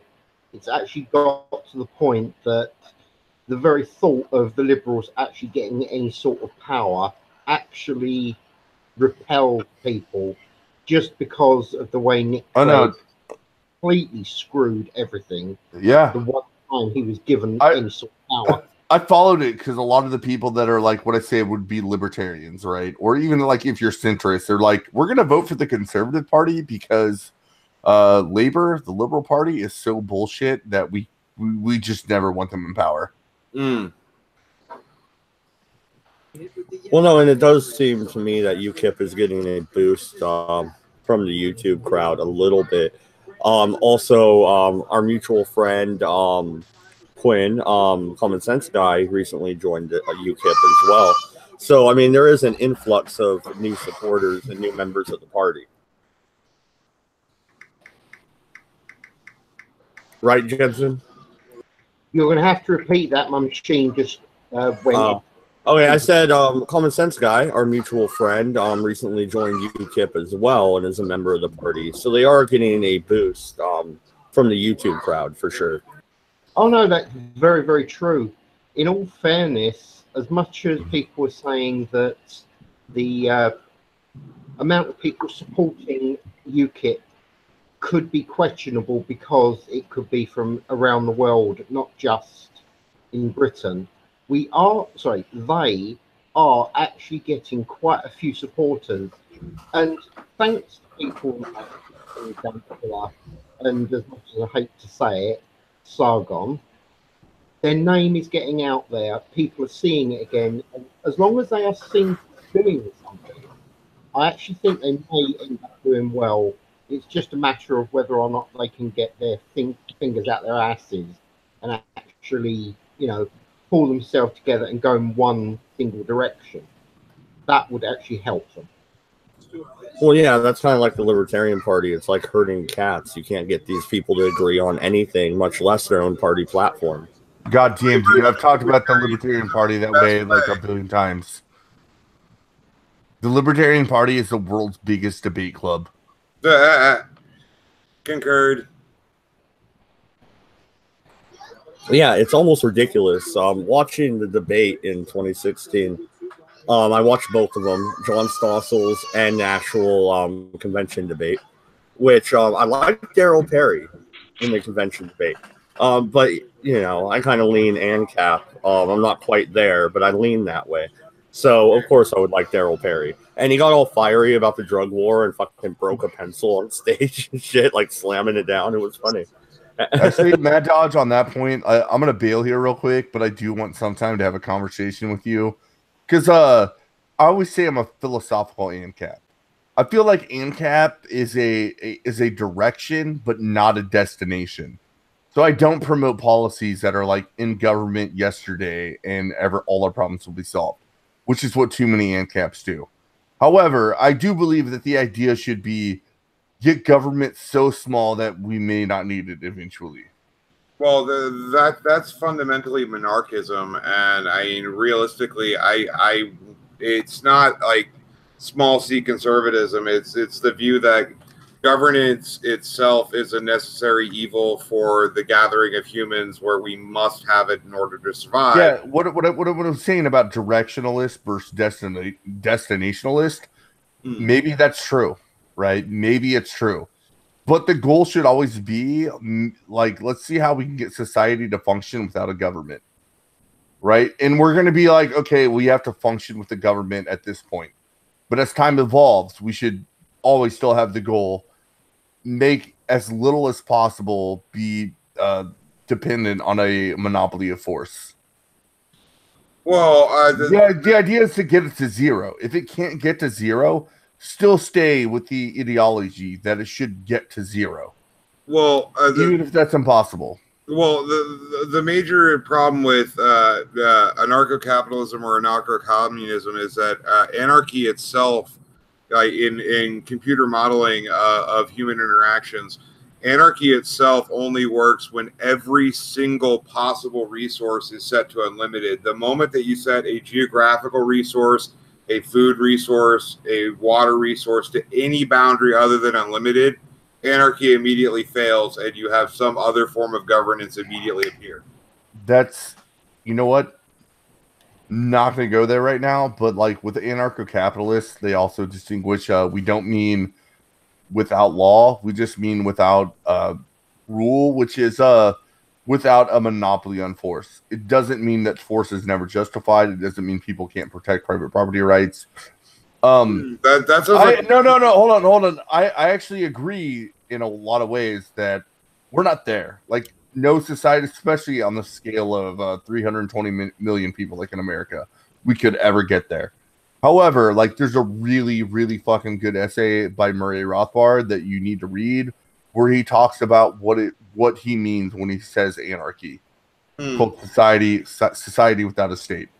And I think anybody that like disagrees with the anarcho-capitalist philosophy, and I'm saying philosophy because the only reason I don't like go around saying I'm a fucking ANCAP is because there's too many people that literally think they could end government tomorrow and the non-aggression principle will make everything be fucking butterflies and rainbow.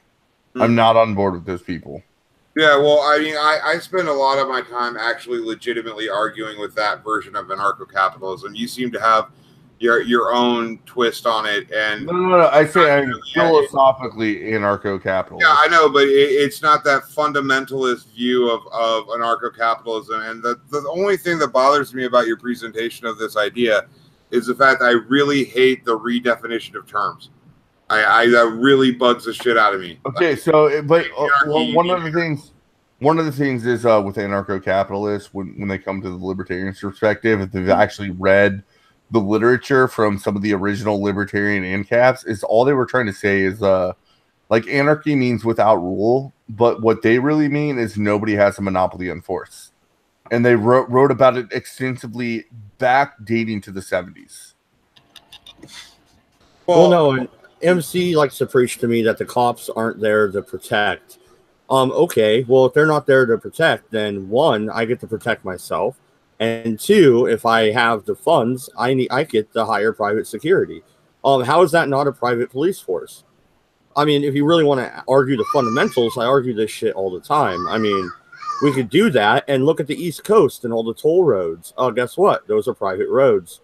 So don't fucking yell at me about roads. You know, Dodge, I would love to have this conversation, like a conversation about libertarianism, because I've actually been like listening to some of your streams about it, and I'm not even gonna say I disagree with you. It's just like some of the arguments against rebuttals against you, I feel like I have a stronger argument. Like, I actually want to help your arguments. No, that's fair. And I ended up with 4 people screeching at me about roads. And I'm like, okay, which argument do I pick to argue against? Yeah, no, like, I'll take roads real quick before I just bounce out of here. It's like a simple thing. I was like, look at where we are now, right? Look at the amount of money as a general pool of tax dollars about roads, right? If that's what we're going to say, government, can we allow them to have a monopoly over force over when it comes to making roads? Fine, right? But there's like so many things in front of that fucking line that I like. Why are we even arguing about it? That's the point I try to make a lot of times is like, okay, I just want to get to the point where the Constitution was founded. Once we achieve that, conservatives, then let's go at it. But until then, how about we work together? That's my thoughts. Yeah, well, that's once again, it's what I said about libertarianism as a directionalist movement, right? Even if you're an ANCAP, just saying any place government is doing something and they're fucking up and we think the world could be better if we just stop making government do it, we should do it, right? And then if my theory is correct, that's going to domino effect down to the very, like I said, roads, right? Very basic functions of government. And if we can't figure out a way to do roads without government, then fuck it, we'll have government to do roads. We're not even close to there yet, right? The destination is I don't want government to do roads, but the direction is roads are not even on like the fucking top 100 list of things I wish government would stop doing. I totally agree. Yeah, absolutely.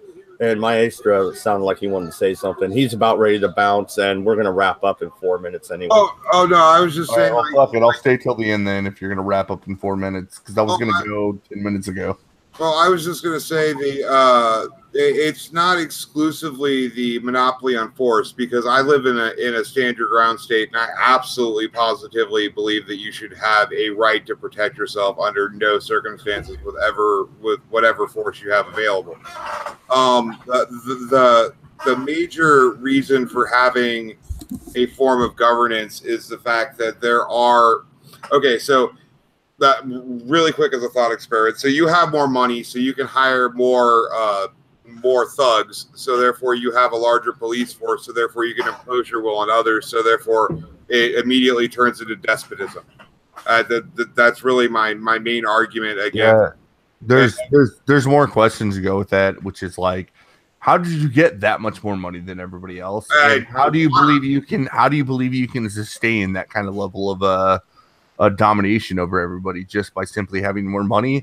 And then hold on. Then at what point are you just violating what a libertarian society would say, which is the non-aggression principle?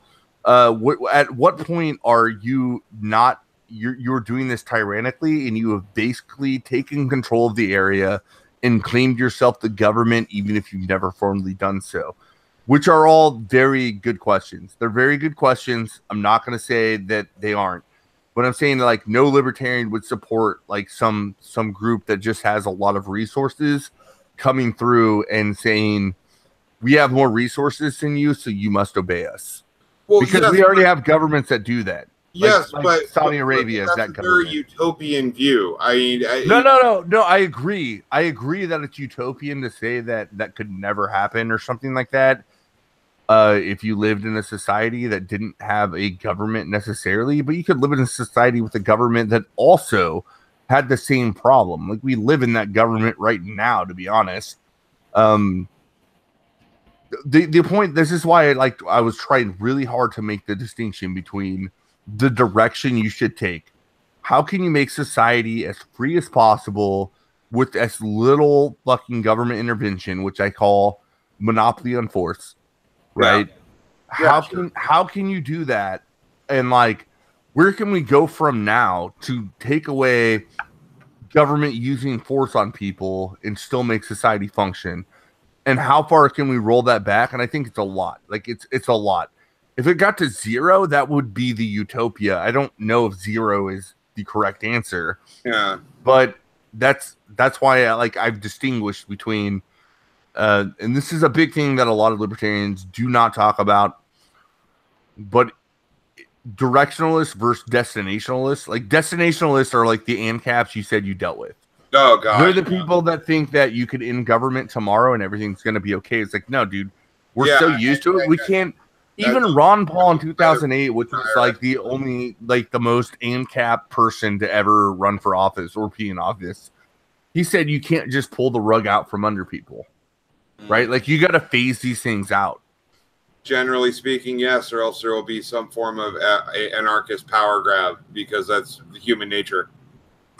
Really the main problem with this entire argument is you have to get past base human nature to make any of it work. I mean, everyone within the society would have to agree on the non-aggression principle, or my stick's bigger than yours club.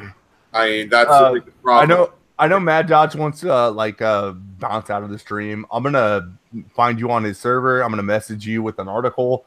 Okay. It's an essay. It's a good read. You'll like it. Oh, lovely. But it'll only take you a few minutes to read, and it's about like what society without a state could be like. Could be. I'm not saying that's what it should be. It could be. That kind of like makes the direction of this argument for being an ANCAP. Really quick, are you familiar with the Mouse Utopian experiments? No. Oh boy, then you and I need to have a really good talk about how utopian ideology is based on geography and how it always ends in destruction, because that's what the Mouse Utopian experiments were about, and I would love to discuss that with you in depth, because it would actually make an entire stream going through Mouse Utopia and how it affects all utopian ideologies and how all of them were proven false. Because the entire purpose of Mouse Utopia was to see if any utopian ideology could work, and it doesn't. It just doesn't. So that would be a lot of fun to have that conversation on stream, perhaps. But I mean, Mad Dodge said he wanted to end, so I mean, we should probably wrap this up instead of trying to outwit each other. Well, no, and as always, the link is in my Discord for every show. I've been doing one every day, so there's always more chances, guys. But we've hit the 2-hour mark. I think it's a good time to wrap it up. This has been the Redeye Stream number 182. I like beer. Anybody have any last words? Yeah, and it was all about Kavanaugh in the beginning for sure. Anybody have any last thoughts? Kegs for Kavanaugh. All right. Anybody else? I'll see you guys Thursday night on Pinoid Live.